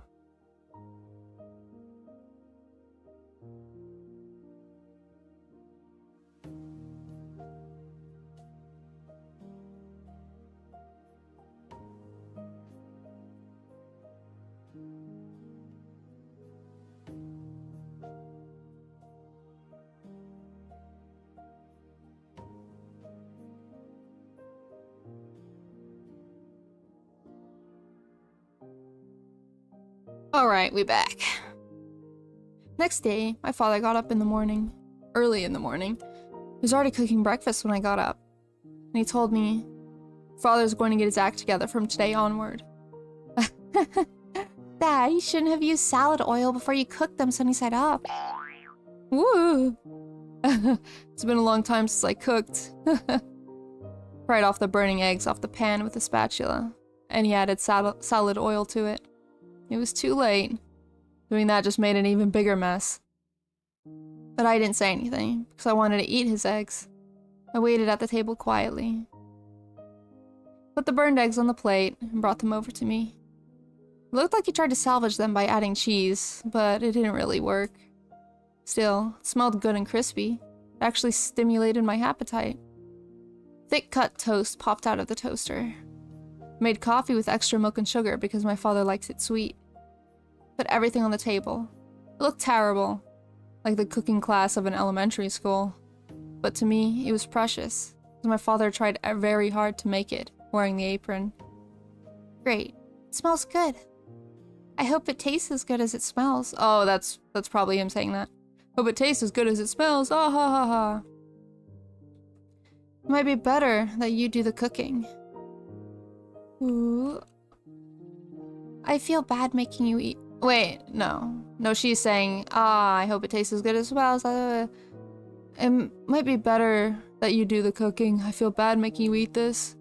I'll take care of the cooking when you take care of getting a job. Whoa, okay. Jesus Christ. Yeah. It had been a taboo to talk about work in our house. It hadn't worked since divorce. Was it only because of the divorce, though? It just didn't have to work because the settlement my mother gave him was so huge. Plus, I let him be lazy because I felt guilty about the divorce. You didn't let him be lazy. He was like just being a bad dad at a certain point, you know? Because, you know, he gets his bereavement time. But after that, he needs to be a dad, you know? And set in a good example. It's not her responsibility as the child to remind him of that. But my father cleared his wrongdoing by showing repentance to me. And I also atoned for my sin of not doing anything about my mother by doing what I did the previous night. Now, we are free of sin. I'm gonna try to find a job. Thinking about going to the employment service agency today. Yeah, that's a great idea. It's not money that he wanted. He just needed a normal lifestyle. I'm old and not very strong. I'm a bit worried if I can find a job at all. What kind of job are you looking for? I'd prefer a desk job. I don't think a lot of companies would offer one to an old man like me. I can ask my friend. Mi-chan is the daughter of a big landowner in Hinamizawa. She might be able to find you something. No, it's okay. I'll do it myself. I have to man up, you know? Ah ha ha ha ha ha. I don't remember the last time we enjoyed breakfast like this. I don't even remember the last time we had breakfast together. For the first time in a long time, the morning light felt refreshing. I wanted to keep enjoying life like this. But unfortunately, I had to go to school. Unfortunately. I told him that I'd skip school that day, that I wanted him to take me somewhere fun, but he tried to be a good father and said I had to go to school. Well, I have to go now. Okay, have a good day at school. Follow me to the front door. I was a bit embarrassed for some reason. Talked to me while I was tying my shoes. Followed me here not because he wanted to see me off, but because he wanted to tell me something. I've been sad ever since your mother divorced me, but I realized that I shouldn't be sad, because I have you, Rena. I didn't have to feel sad at all. Dad, that's what being a family is about. Yes, you're right. Again, I'm not a good father, because I had to learn something that simple and important for my own daughter. Well, I have to go now. Keiichi-kun is waiting for me. Have a good day. Oh, Rena, I'm going to cook dinner tonight. I'll do the grocery shopping on the way back from the employment service agency. Look forward to it. Promise I won't fail like I did just now. Okay. I'm looking forward to it. See you tonight. I left the house. My father saw me off, still in the apron. It was the first step of our new life. I got a good idea, Vampy. Oh, really? What is it? You stream until I hit 50k! Well, I'm gonna do probably a ginormous stream tomorrow, so you'll get a bunch of point then. Wholesome 100! Wholesome... Oh, no. Wholesome Chungus 100. Haha. I finally regained it. Finally regained everything we lost after we left Hinamizawa. Wait, Vampsu! Vampsu? What is that one? What is that one? What time? I'm not sure yet. But I know it's gonna be... I'll try to go at least 3 hours. Which is a lot for me. Oh, but we'll see. I don't know what time. Probably 4 p.m. CST. If you know where that is. It's like the time I started this one. Kind of. A little. My mother wasn't around.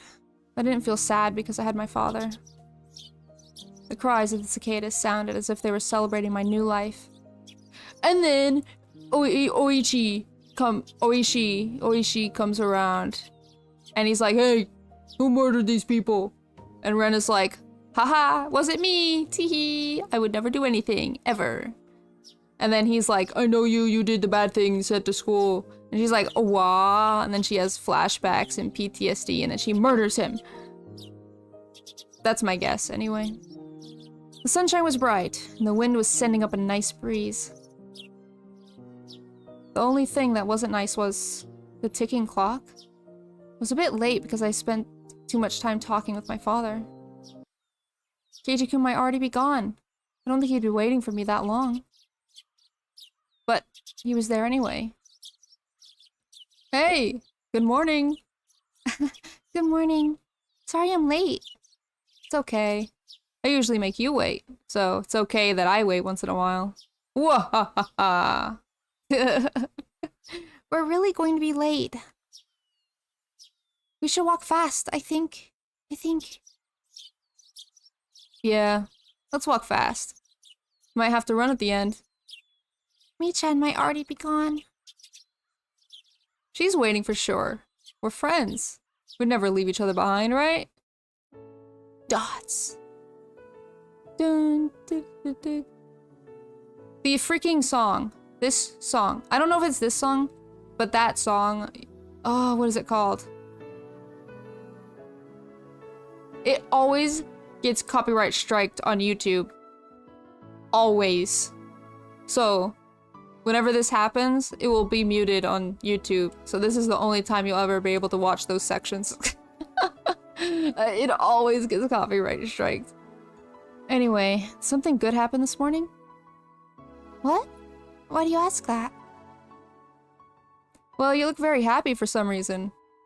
That's not like you. Being happy? What the heck? I just thought something good happened to you. The good mood I was in must have been too obvious for Keiichi-kun to ignore.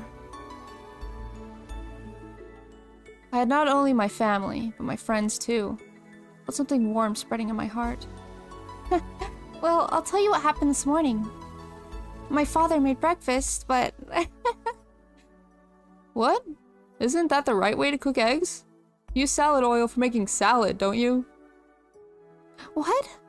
I have to tell everyone you just said that. Damn, the best song gets copyright striked. I know. It always does. What did you say? Those rude remarks are unforgivable. Oh, how wholesome and quirky this is. Surely nothing bad will happen when the police officer comes around and finds the dead bodies. Fine, bring it. If you're saying that, then you're willing and ready to throw down, aren't you? Hey, what's going on? Satsuko, Kei-chan. Why don't you two place an outside bet on our club activities today? It'll be fun. Mi-chan, what's an outside bet? What is it? An outside bet means what it says. That Satsuko and I would place a bet on each other outside the game. One who played worse than the other has to suffer an extra punishment besides the normal one.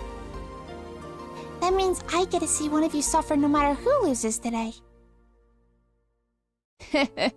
So, what do you say, Satsuko? That sounds like a wonderful idea to me. Keiichi-san will take a punishment for being the lowest ranked in the game, and another punishment for losing to me. Ah, how wonderful. Great, I like your spirit, Satsuko. Alright, let's play today's game with their outside bet. It's more fun to think about punishments than to think about the game itself. Sure is. Can't wait to see how miserable Satsuko's going to look after she takes her punishment. Keep dreaming, Keiichi-san. Ouch! Take that! Stop it! Yeah, fights. Stop fighting, you two. The game hasn't even started yet. Chie-sensei opened the door and came in. Take your seats, everyone. Let's start homeroom, then you can all go home. Everybody headed to their seats. Mi-chan. Mi-chan? What? I'm sorry to ruin the mood, but I just murdered 2 people yesterday, and I was wondering... if you're still my friend, even though I did that. But I have to go home after school. I have things to do again today. Oh, okay. Well, I'm sorry you have to go. Are you busy with housework or something? Yeah. Yep. Well, this old man has nowhere to stop you when it comes to housework. I don't do housework myself. Our housekeepers do. You should help them sometimes. It'll be good training for married life. Married life. Don't worry about that. I already have the kind of skill, you know, to be a good wife. What? Mi-chan looks like the kind of girl who tries to stay away from chores as much as possible. She can actually do everything. That's just who she is. She went through hard times to learn those things. She acts like she learned them without any struggle. That's also who she is. I need to help hide the body. You know anyone that can do that? You know any of them? Yeah. I like that about her. What? Are you going home, Rena? Then you won't see Keiichi-san go to the teacher's office wearing an embarrassing uniform. What a shame. It's going to be fun. Pity you have to miss it. Yeah, I'm sorry.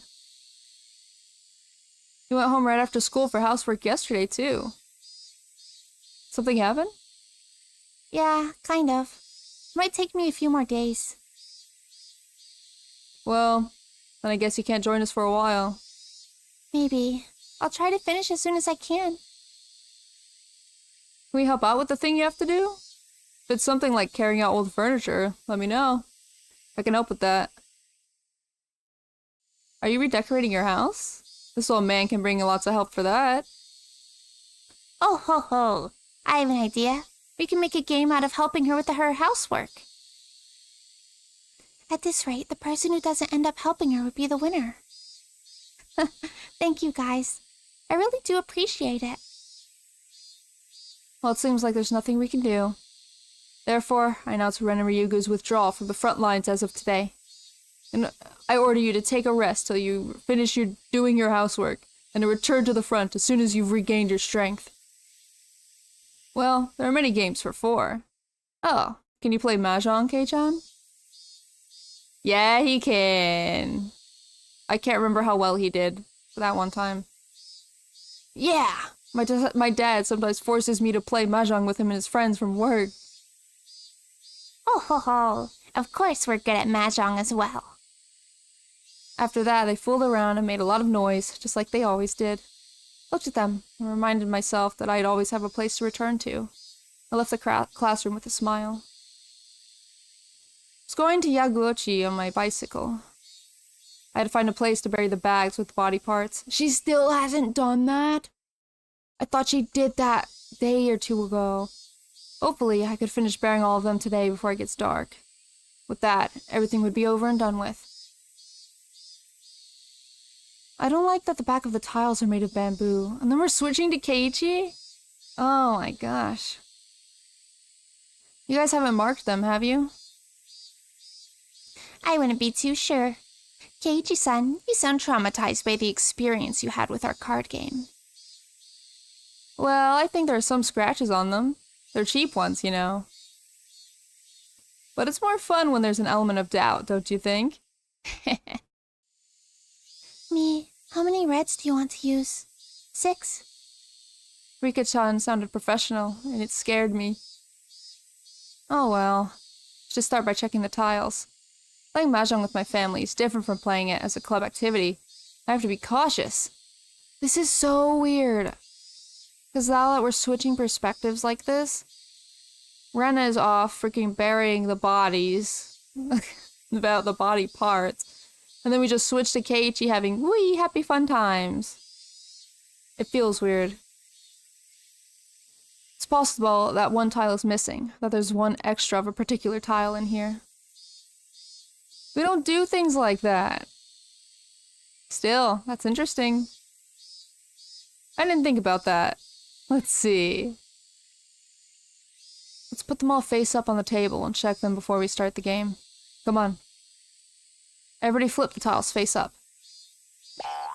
One dragon is missing.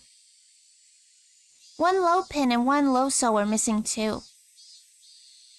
Mahjong seems fun, but I don't have the time or energy to get into it. Too busy burying bodies.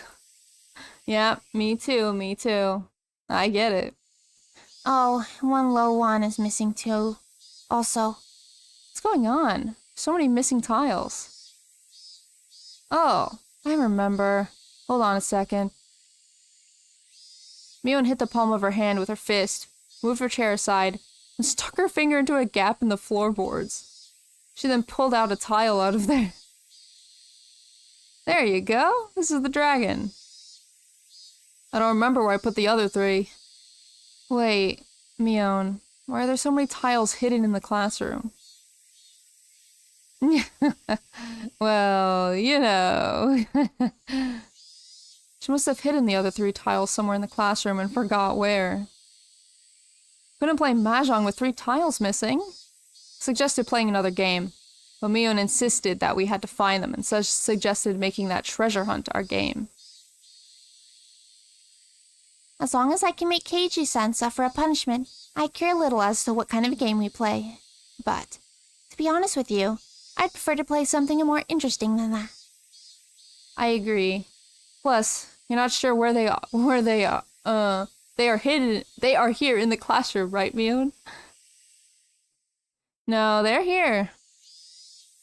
Or maybe this old man might have put them in his pockets and left them by the washing machine. I don't remember. I recommend checking the total number of tiles after you play mahjong with me next time. Everybody except Mion nodded in agreement. What? You don't want to play our classroom tile hunting game? In other words, cleaning up the mess Mion made so she could cheat?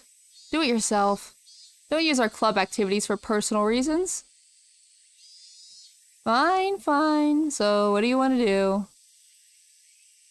We can't play mahjong now. So what are we playing then? Does anybody have any ideas? As our club president, Mion usually decides what we'll play. Couldn't just come up with something on the spot. While we were all thinking, Mion hit her palm with her fist, just like she did earlier. I got an idea. You don't want to hunt for tiles? Let's do a real treasure hunt. What name comes to your mind when I say treasure hunting?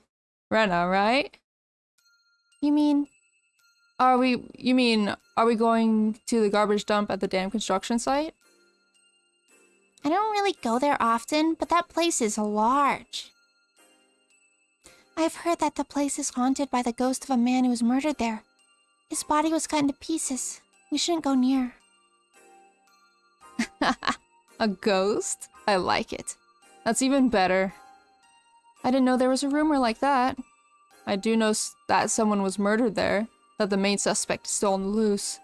He hid the arm of the victim and hasn't been found yet, right? Is that the treasure hunt? There's a rumor that the construction site manager, the victim of the dismemberment murder case, became a ghost and that he's wandering around the place to find his missing arm. Rika, you don't like ghosts? Don't tell me you're still scared of ghosts. I'm a shrine maiden. I can see them even if I don't want to. Oh? Wow. They'll find treasure. The horrors. That's true. That's true. Wow, you can see ghosts?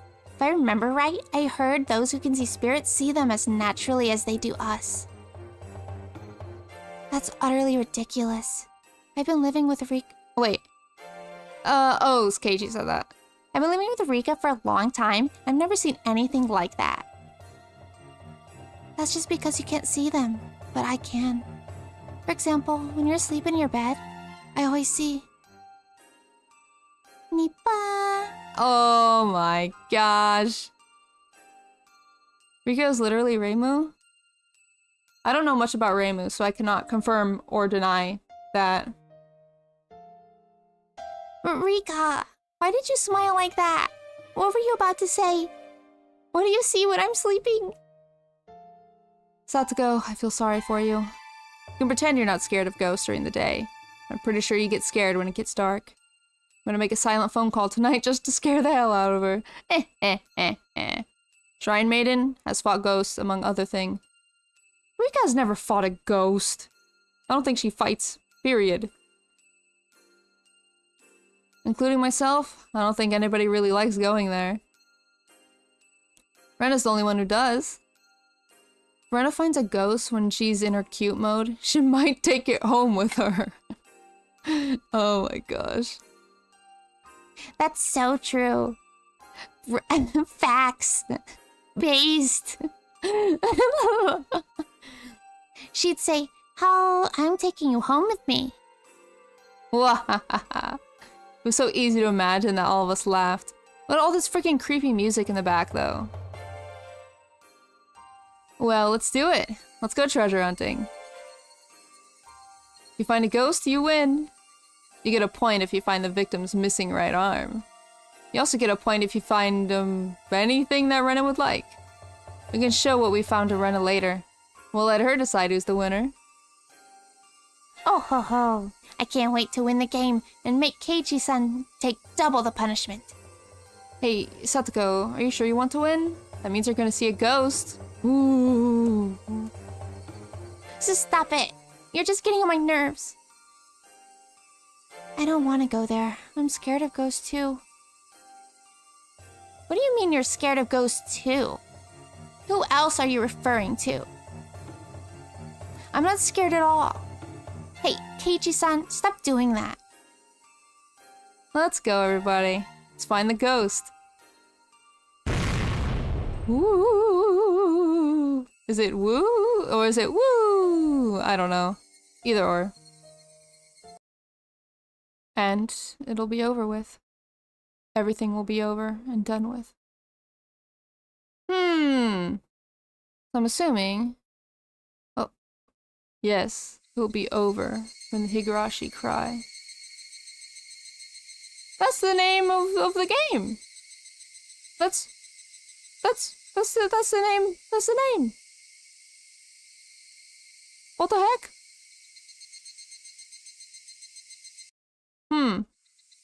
Alright. What's happening? I'm guessing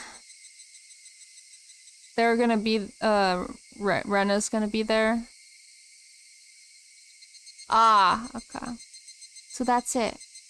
Oh. So that's it. Rena finished making her confession. There was no applause or curtain call.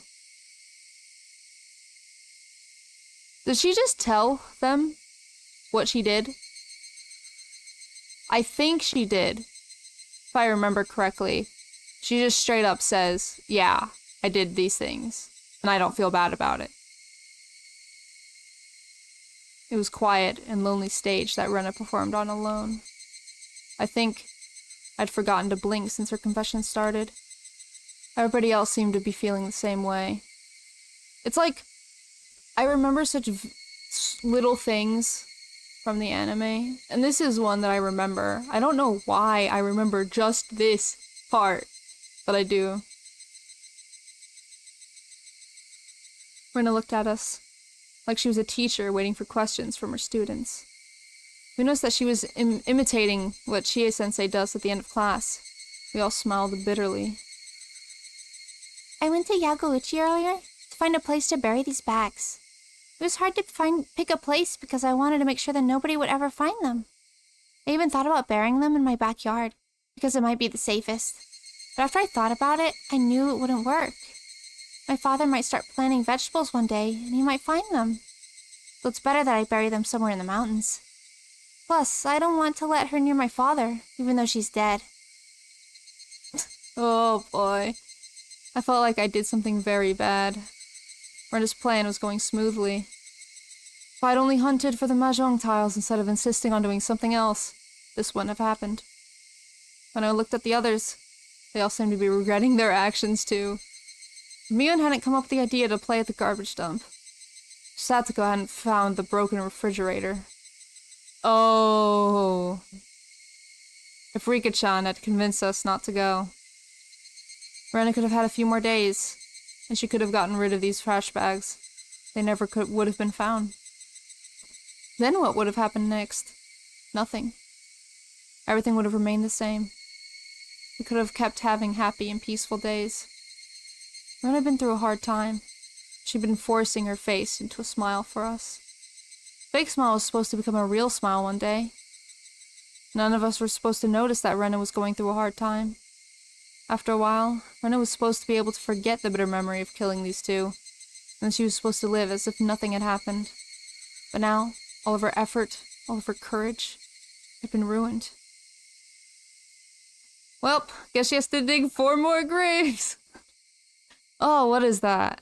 4 times 6? 24 bags? Oh my gosh. I know killing people is a bad thing to do. I didn't want to do this, and I don't want to do it again in the future.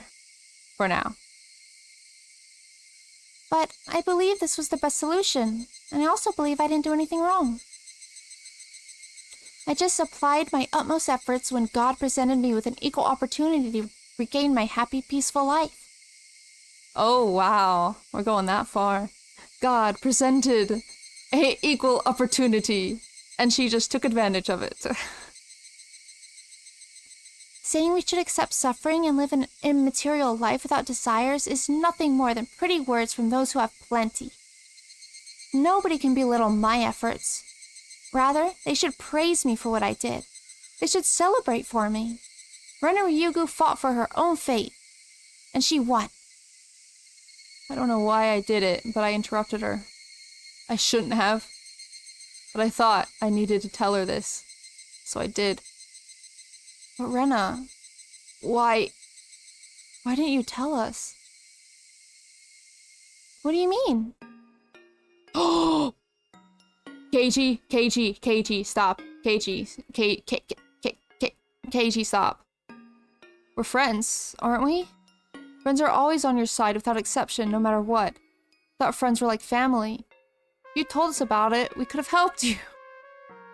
No, Keiichi. No, we wouldn't have. No. Then you wouldn't have had to get your hands dirty. Oh, okay, like that. Never mind, yes. Yeah, yeah. What Rena told us made me sad. Couldn't help myself from saying that to her. Rena told us straight that she did the best she could. She told us that right to our faces. It's the same thing as saying that she didn't need us in order to be the best she could. Kei-chan, you can say that now, but wait, let me finish. I believe that friends are there to share both happiness and hardship, You came to talk to us. I believe we could have done something different. We could have led you to a better future. A better future? There's no better future than what I have right now. This is the best possible future. That's a lie.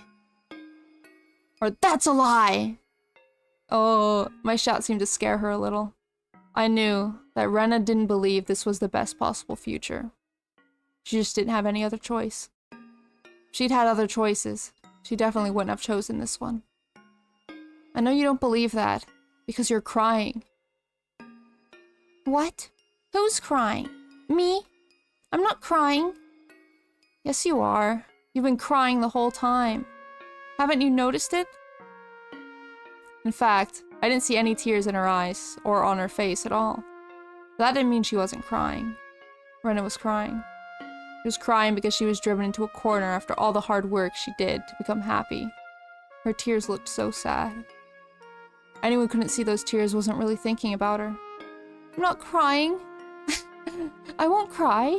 I did the right thing. I made the right choice. There's no reason for me to cry. That's ridiculous. I have no idea what you're talking about, Keiichi. I know it. You're crying right now. I know it. You're crying right now. Rena stopped laughing all of a sudden. She spoke with a cold expression on her face. Okay. Let's say I did what you just told me. I told you all about my father and that woman. Then what? Well, Then what? Rena never talked to me like this before. It was as if she was mocking my ignorance, and that made me shut my mouth. You don't know what happened last year. Last year? Yeah, last year. It happened in June of 1982. There was someone who had no choice but to kill a person to free himself from his misfortune. Satoko gasped. Keiichi-kun, I don't think you know much about him. About Satoshi Hojo-kun. I know that he's Satoko's older brother. He'd been missing, but people say he's transferred. There's rumor that he killed his aunt for Satoko's sake. Therefore, it's been taboo to talk about Satoshi in my class. Actually, in all of Shinamizawa. Satoshi-kun was under the same conditions as I was. He just wanted to have happy and peaceful days. He just wanted to live peacefully and quietly with his sister. You've heard about what kind of person Satoko-chan's aunt was, haven't you? What I heard is true. This is what happened. After Satoko lost her parents, her uncle and aunt got custody of her and her brother. They were miserable people. Her aunt was especially cruel to Satoko. Satoshi was the kind of guy who wouldn't even hurt a fly. His aunt probably was the only one whom he didn't have a problem killing. That's how terrible a person she was. Everybody in Himizawa knows about the trouble the Hojo family had. Everybody knew that their aunt was a hysterical and crazy person, and that she bullied Satoshi-kun and Satoko-chan. Everybody knew everything. Everybody in our class knew it too. Mi-chan, the future head of the three families, knew it. Rika-chan knew it. And Satoko-chan knew it too, of course, because she was the one experiencing it. The friends you're talking about knew what Satoshi-kun was going through more than anybody in Hinamizawa. And what happened? Did anybody help Satoshi-kun? No, nobody did. Mi-chan had the most influence out of all of us, but she made up a lame excuse, saying it might create conflict between the Sonozaki family and the villagers. In the end, all she did was hurting him by offering her sympathy. That's not true. Yes, it is. Satoshi-kun knew it too. He knew that you were only pretending to sympathize with him. He knew that you had no intention to help him. That's why Satoshi-kun started to hate you, Mi-chan. He said that you always told him you were his friend. And after all that, you turned out to be just another Sonozaki. Just another person who bullied the Hojo family. I didn't mean to. You didn't do anything to help him. You rejected his request for help by sympathizing with him. Do you have any idea how much that hurt? Mion tried to find something to say, but failed to do so. She bit her lip instead. Rika-chan, you were the same too. Now Rena was pointing fingers at Rika-chan. Unlike Mion, Rika-chan looked emotionless and empty, just like Rena did. Rika-chan, you don't have the kind of power in Hinamizawa that Mi-chan does. But your word carries a lot of weight with the old people who come to your shrine, don't they? There was something you could have done for him, but you didn't. Rika-chan, you did exactly the same thing as Mi-chan did. You just pretended to be his friend.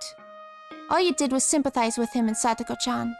You didn't try to help them out of the trouble they were in. Can you imagine how cruel and merciless your sympathy was to them? Satoshi-kun wanted help. He wanted somebody to help him. He was at a dead end and couldn't get out of there by himself. He was sinking all the way down to his neck in a swamp, reaching for help and waiting for someone to grab his hand. You're right. Rika-chan's voice sounded mature. It was very different from how she usually sounded. I didn't know how to save them. All I could do was offer them some consolation.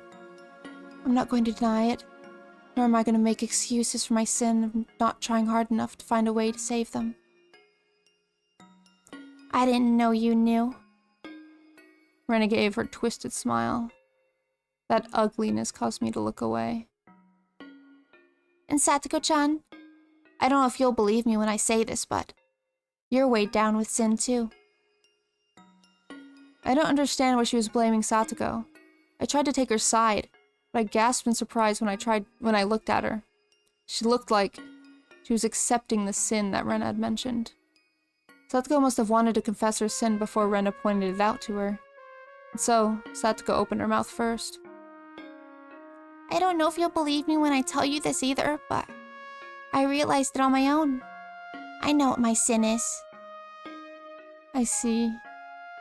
I realized it on the night Nini disappeared. I wish I realized it while he was still here. I understand how you feel.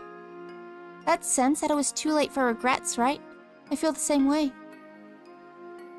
It happened to me before. That's why I fought this time. Satoko-chan, I'm sure you can atone for your guilt in the future. Because you realized what you did. But that won't bring Nini back. He's not coming back. Satoko looked down sadly. Usually, Satoko would say the opposite. She'd always say that Satoshi was coming back one day, without a doubt.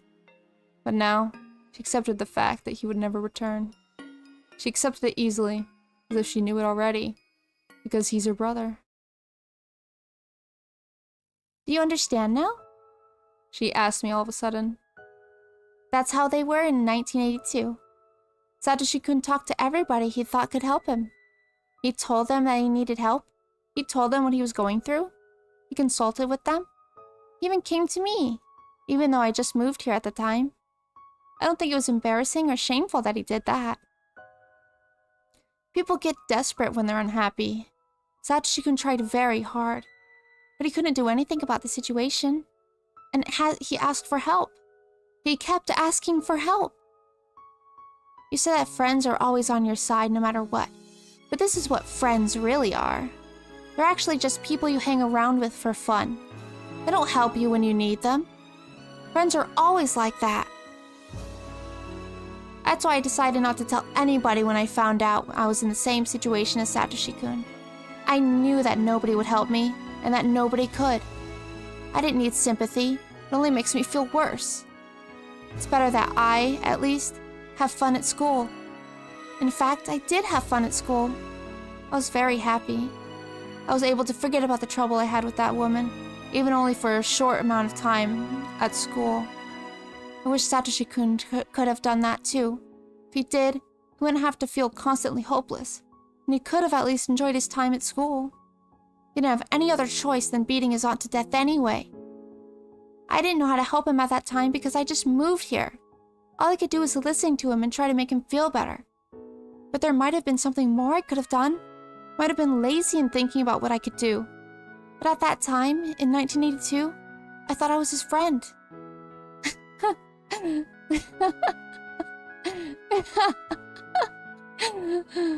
And then screams. Oh, wah.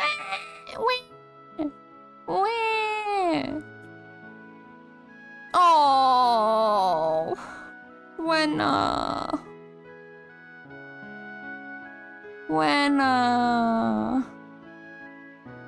Rena's self-derisive laughter changed into grievous sobs.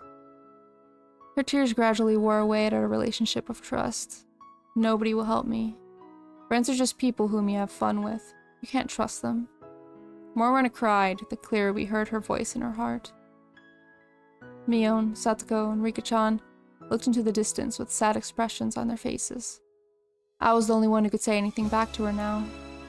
I had to tell her this. She knew it too. I don't care. Oh my god. Just needed to hear it from someone.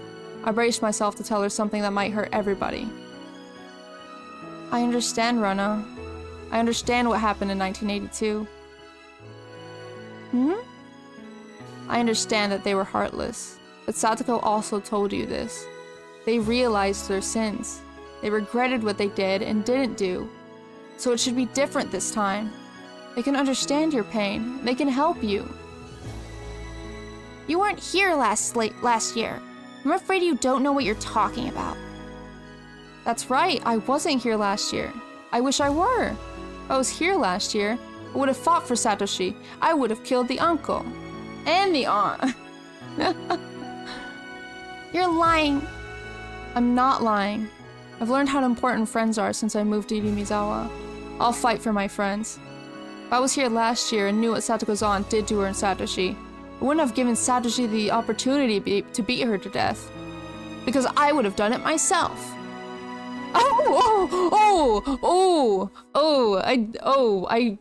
I did not know he would say that. I was just joking. Wow. How did wow, okay. Alright. Cool. I would have done it in 1500 seconds. Because he did do that last time. I wouldn't have even hesitated. I would have beaten her to death with a metal bat. Okay, Keiichi, chill. Chill. That's easy for you to say, but you don't know the kind of determination you need to kill another person. I don't know that, and I don't need to know that either. You know why? Because it's an obligation to help your friends. Actually, it's not. What? You don't understand, Keiichi-kun. You don't know how disgusting it is to kill a person. You can never get rid of the dirt on your hands, no matter how hard you try to justify it. You're right. Killing a person in order to save your friends is such short-sighted way of thinking. Might sound like I'm contradicting myself, but I think things aren't meant to go well when you take care of an evil matter by doing an evil deed. I'm proud of my conviction that I wouldn't hesitate to kill a person for the sake of my friends. Yeah. But the peace I get by doing an evil deed won't last forever. We all know that by instinct. That's why we all despise evil things, I think. What? I have no idea what you're talking about. Shouldn't have to tell me that. I was aware I wasn't making any sense. But, for some reason, I could easily imagine a world like that. A world in which I saved my precious friends by committing an evil act. The peace I seized by doing that evil deed didn't last long. It got worse. It ended in a way as terrible as the sin I committed. This is a memory that shouldn't exist. I don't know why. I know for a fact that it happened in that world of possibility.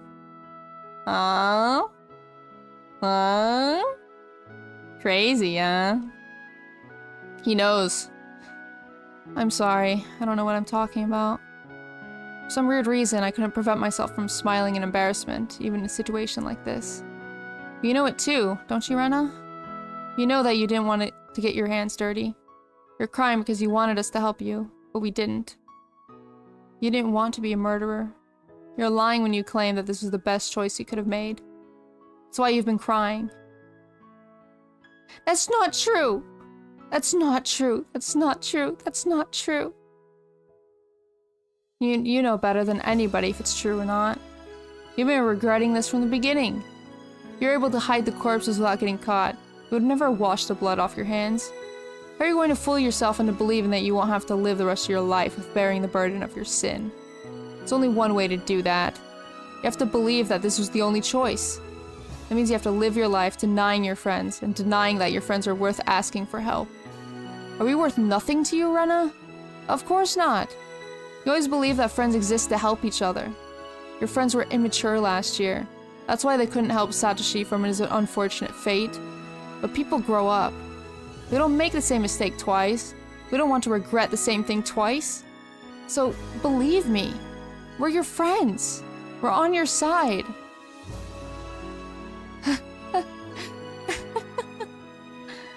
So what you're saying is that I was immature too, right? Yeah, I am. You're immature because you couldn't believe that your friends grew up. But I'm not going to blame you for that. We didn't notice until today that you've been going through such a hard time all alone. People can communicate their feelings only by talking to others. So there was nothing we could do, because we didn't talk. In that sense, it's hard to say it. We have to admit that this was meant to happen today, in order to make your choice. The best one, for real. We finally talked about our feelings. We now know that you've been distrusting your friends since last year, and that everybody regretted both what they did and didn't do. So now, we finally became true friends. Finally. But it's too late. We only notice our sins after it's too late. That's not necessarily true. For example, as your friend, I can understand the things you've done. This time. What do you mean by that? I understand that depriving people of their lives is an unforgivable crime. But I also understand that my friend, Rena, had no other choice but to do this. So I don't think you're filthy, and I'm not scared of you.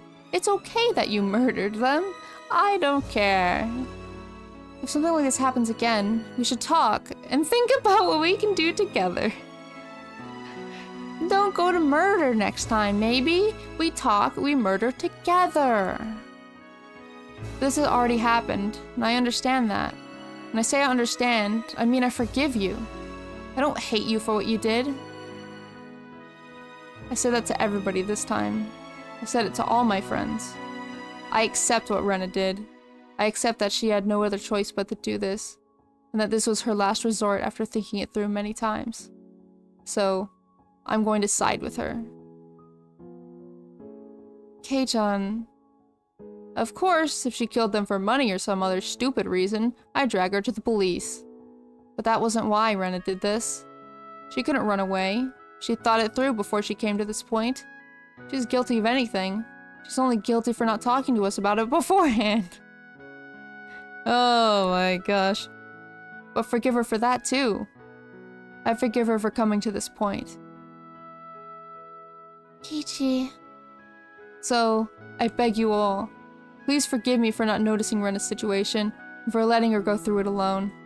My sin is that I allowed a day like today to come to pass. Keiichi-san. We're the only ones who know about these bags. If we keep it to ourselves, everything will be fine. Rena doesn't have to worry about a thing. Let's hide them somewhere like she planned. We'll cleanse ourselves with salt later, and that's it. Let's forgive each other for our sins. And then we'll regain our happy and peaceful days. This is it, right? Rena, this is the future you chose, right? This is the best possible choice, right? Keiichi-kun. Jumped on the hood of the abandoned car Rena was standing on, and I reached for her hands. Admit it. This is the world you wanted. This is the choice you wanted to make. But this is something that you can't choose by yourself. All of us have to reach for each other's hands, so that Rena can make the choice. In other words, I can't make it happen by myself. I need everybody to reach for each other's hands. He's sounding like such a pastor right now. Everyone, grab each other's hands and raise them up high. Oh my gosh. So, Rena, you need to do it too. When all of us hold hands together, that's when you can go to the world that exists beyond the choice you made.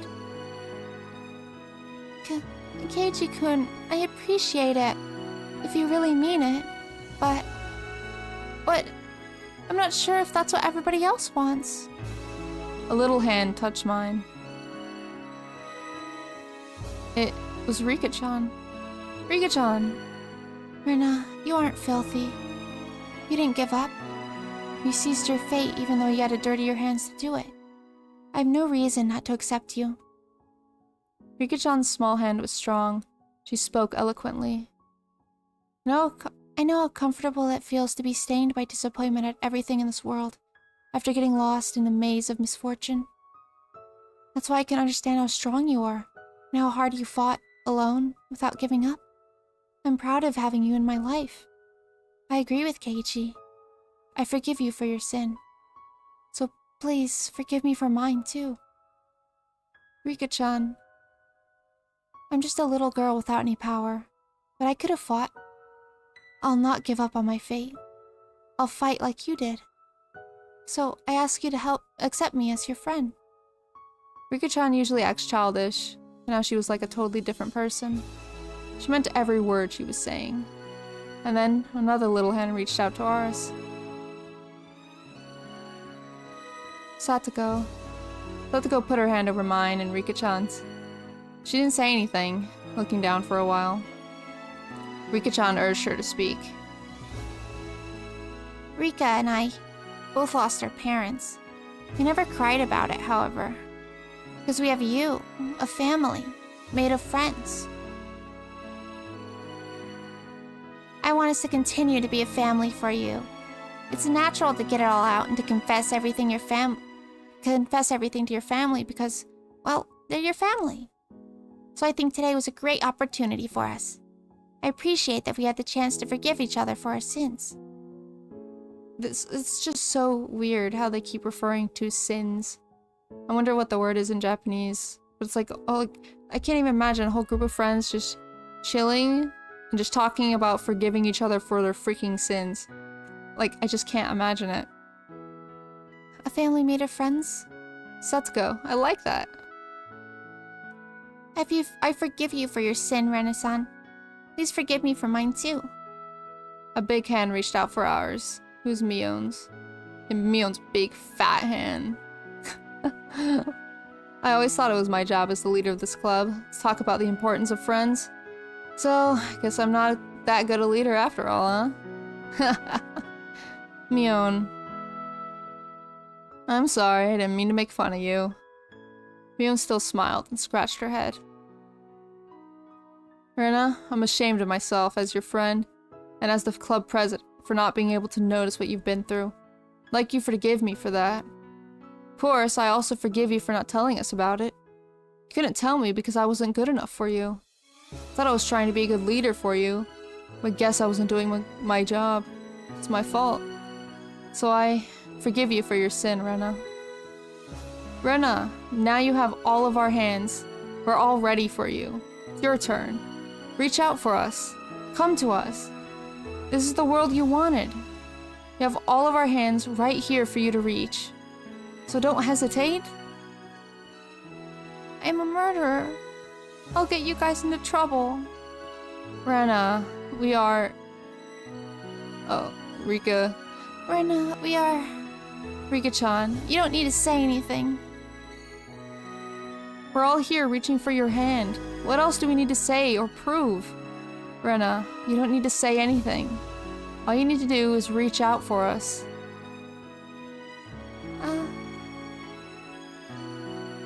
Come on, Rena. This is real. It's not too late. You still have choices you can make. So choose. You can still make it. Come on. It's not too late to start over again. Rena slowly reached out, and her hand touched ours. She didn't hold our hands. All she needed to do was touch our hands to show us her will. Rena chose to live, to share her life with her friends, rather than to refuse them for the rest of her life. Took a step closer to her and firmly grabbed her wrist. It was getting dark. Some stars had appeared in the sky. We all forgave each other for our sins for the first time.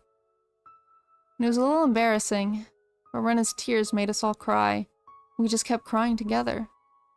We stood in a circle, holding each other by the shoulder, putting our heads together in the middle. We are a family made of friends. We forgave each other. We're happy together. There's a memory in the back of my mind, but it's not supposed to exist. I tried to save one of my friends in that world. In order to do that, I rejected all of my other friends. I acted recklessly alone. I brought about the end of the world. What? I brought about the end of the world. That makes no sense still. I still don't get it. The situation we had here is the same as the incident in that faraway world, in the sense that people have been deprived of their lives in order to save one friend of mine. But other than that, it was different. We have Rena, Mion, Satoko, Rika-chan, and myself. Nobody was missing. We were going to regain them. We were going to regain those happy and peaceful days. The road going there might be a little rough. We'll walk through it together. We all will.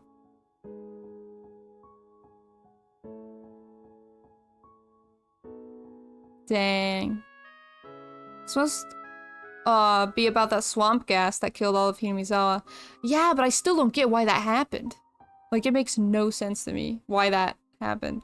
If anything, it was the freaking motorcycle theory of the motorcycle falling into the swamp and the swamp gas coming out and whatever. Have you seen the anime? I have, but it was probably 10 years ago.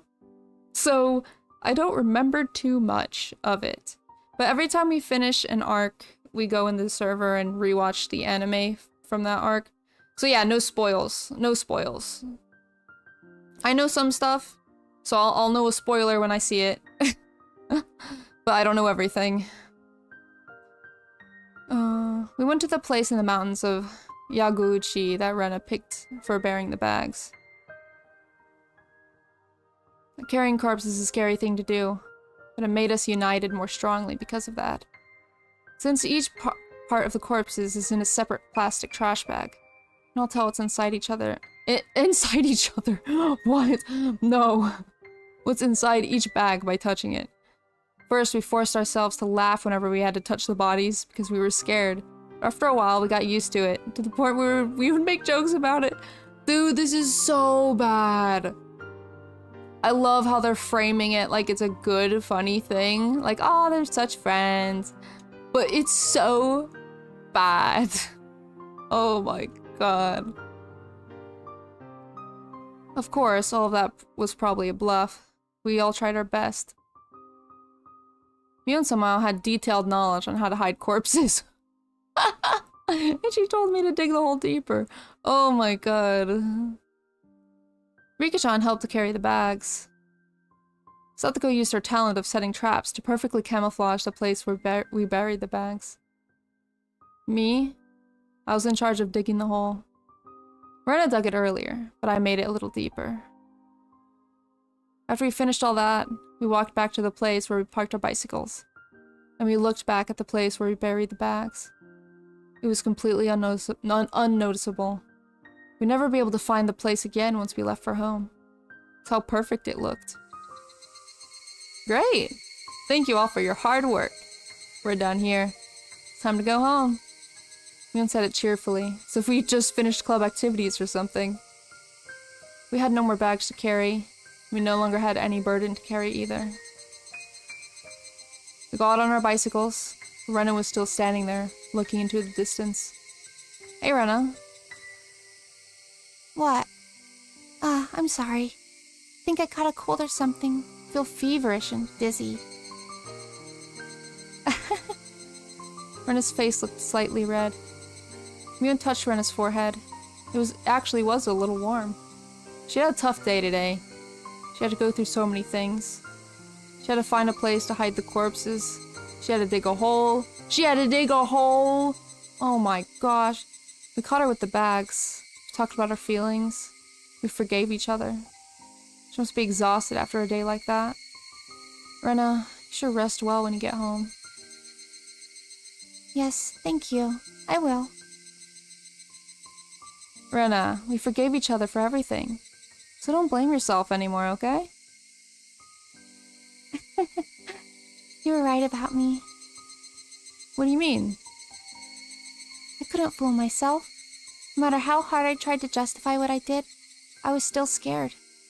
Look at me. I'm still shaky even with all the help I got from you. If you hadn't found me with the corpses, if I had taken care of this alone, I wouldn't have been able to bear the burden. Pretty sure I would have been crushed by the pressure.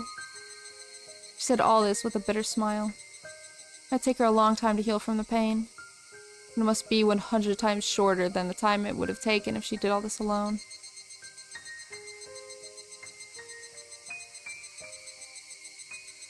Rena's home was the closest from here. Rena went on her way, and the 4 of us were left behind. Mila made a suggestion. I think we should just forget about today. What do you think? I agree. I think that would be best for Rena-san too. Rena's a strong girl. If you act like nothing happened, she'll act that way too. If you keep acting for long enough, it becomes real, right? We'll be able to forget by not talking about it. Our goal is to forget about it completely. I think we'll keep wondering whether or not the day of reckoning will come for the rest of our lives. Oh my gosh, the day of reckoning. You're probably correct. It's not going to be so easy to simply let it go. Even if I can't forget about it for the rest of my life, that's fine by me. The most important thing is to keep it in my heart forever. The most important thing is that we don't make her think about it. We nodded in agreement, just as my house came into view. Well, this is goodbye. See you at school. Just like always. Just like always. I will set a perfect trap like you, just like always. Goodbye, Kei-chan.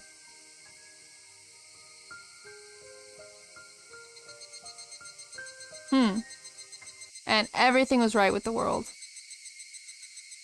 Almost. After I parted with them, I still felt hot and dizzy. Felt really weird. Even staggering to the front door. Felt as if I was floating in the air, like I just took some very strong cold medicine. Today, something very shocking. Something that made me super happy. Something very embarrassing happening to me. Felt as if my heart and mind were about to explode because they're filled to brim with both happiness and sadness. I don't know whether I made a crucial mistake today, or if I had the happiest day of my life. I don't know which it is, and all I could do was to stare blankly into space. I felt frustrated too. Even though they were my friends, I was caught in the act of abandoning the corpses. But at the same time, I felt relieved that my reliable friends accepted what I did. Those emotions were all mixed up in my heart. And they were equally strong, making it difficult for me to decide what I was feeling. I was losing my sense of balance. It was like the world was warping around me. I heard sounds as if I was in the shower. Everything left me with a feeling of unreality. And those emotions were about to make me lose control. I felt the heat on my wrist. The part where Keiichi-kun grabbed me earlier started throbbing. My feelings weren't cooperating with me. The heat on my wrist calmed them down for me. I don't know how to express what I felt when my friends and I held shoulders together in a circle earlier, but the feeling was the only thing I knew to be real. I'm home. Huh? As soon as I opened the front door, I smelled it. It smelled really good. My father isn't good at cooking, but he likes trying to cook creative dishes. Remember, he used to cook something very challenging when he was in a good mood. So, the smell was a sign that he felt that way. So I always liked this smell. The reason he's in a good mood is because he found a job. Not just any job. He found a job with a company created by friends from his old workplace. They remembered my father and promised to hire him. He told me that some of his other colleagues from the old company are also working there. It must be very encouraging for him to work with people he knows, because he hasn't worked for a long time. The dinner looked great, in contrast to how it tasted. It was a dinner to celebrate his new life, to show his determination, to regain his bond with his daughter, and to make a clean start. I talked about a lot of things with my father that night. Been a long time since I last talked to him with him like this. I don't remember when it was, but it reminded me of the days I was still happy. Which meant that I'd finally returned to that time. My father still believes that Tepe is coming back one day, but he's still very cautious about locking the doors and windows, and he gets scared every time someone rings the doorbell. I told him so many times that they'd never come back, but I couldn't convince him, so I couldn't tell him the reason why they won't. We'll eventually realize that he's free. Sure, it won't take too long. My heart was full of so many emotions that day. Emotion could actually burst a heart open. It might happen to me. My brain must have been overworked because of so many things happened at once. My head was still fuzzy, and I managed to crawl into bed. Felt like the ground was moving. Totally lost my sense of reality. Remember that I once felt like this when I got the flu. Might get a high fever tomorrow. But I don't care. I don't care if I get sick tomorrow. I just wanted to enjoy the fact that I took a step towards the future of my decision. Keiichi-kun told me something like that today. The high fever and the dizziness made me feel frustrated for some reason. But whenever I felt frustrated, I felt the heat on my wrist too. I grabbed my wrist from my left hand tightly, made the frustration go away, and it brought me relief. Even the dizziness I didn't like just before made me feel like I was in a down-filled futon. Falling asleep in that down-filled futon, my first night in a new world. This dizziness didn't go away for a few days, but I gradually got used to it. This new world looked like the world I used to live in before. But the sunshine was a little bit brighter, and Keiichi-kun's smile looked a little bit more gentle than before. We made more noise than we used to, spent every day slowly, but in high spirits. Oh, what an idiot I am. I underestimated that dizziness, and I caught a summer cold in June. I wanted to get better as soon as possible. I should have taken a day off from club activities, but I forced myself to play with them every day, and that made it hard for me to get better. I only learned my lesson recently. I don't need to feel frustrated. No limit to happiness in this world. As long as we keep wishing for it, it'll continue forever. I don't need to feel frustrated anymore. Because tomorrow, I'll have the happiness I have today. We'll have the Watsunagashi festival next Sunday.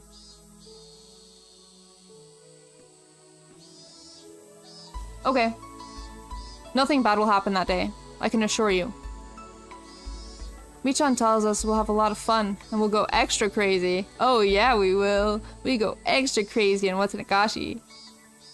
I really can't wait.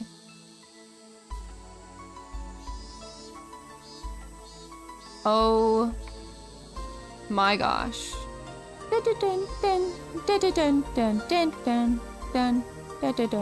Oh, sorry, it's gonna be freaking copyright. Notice from the forestry servers.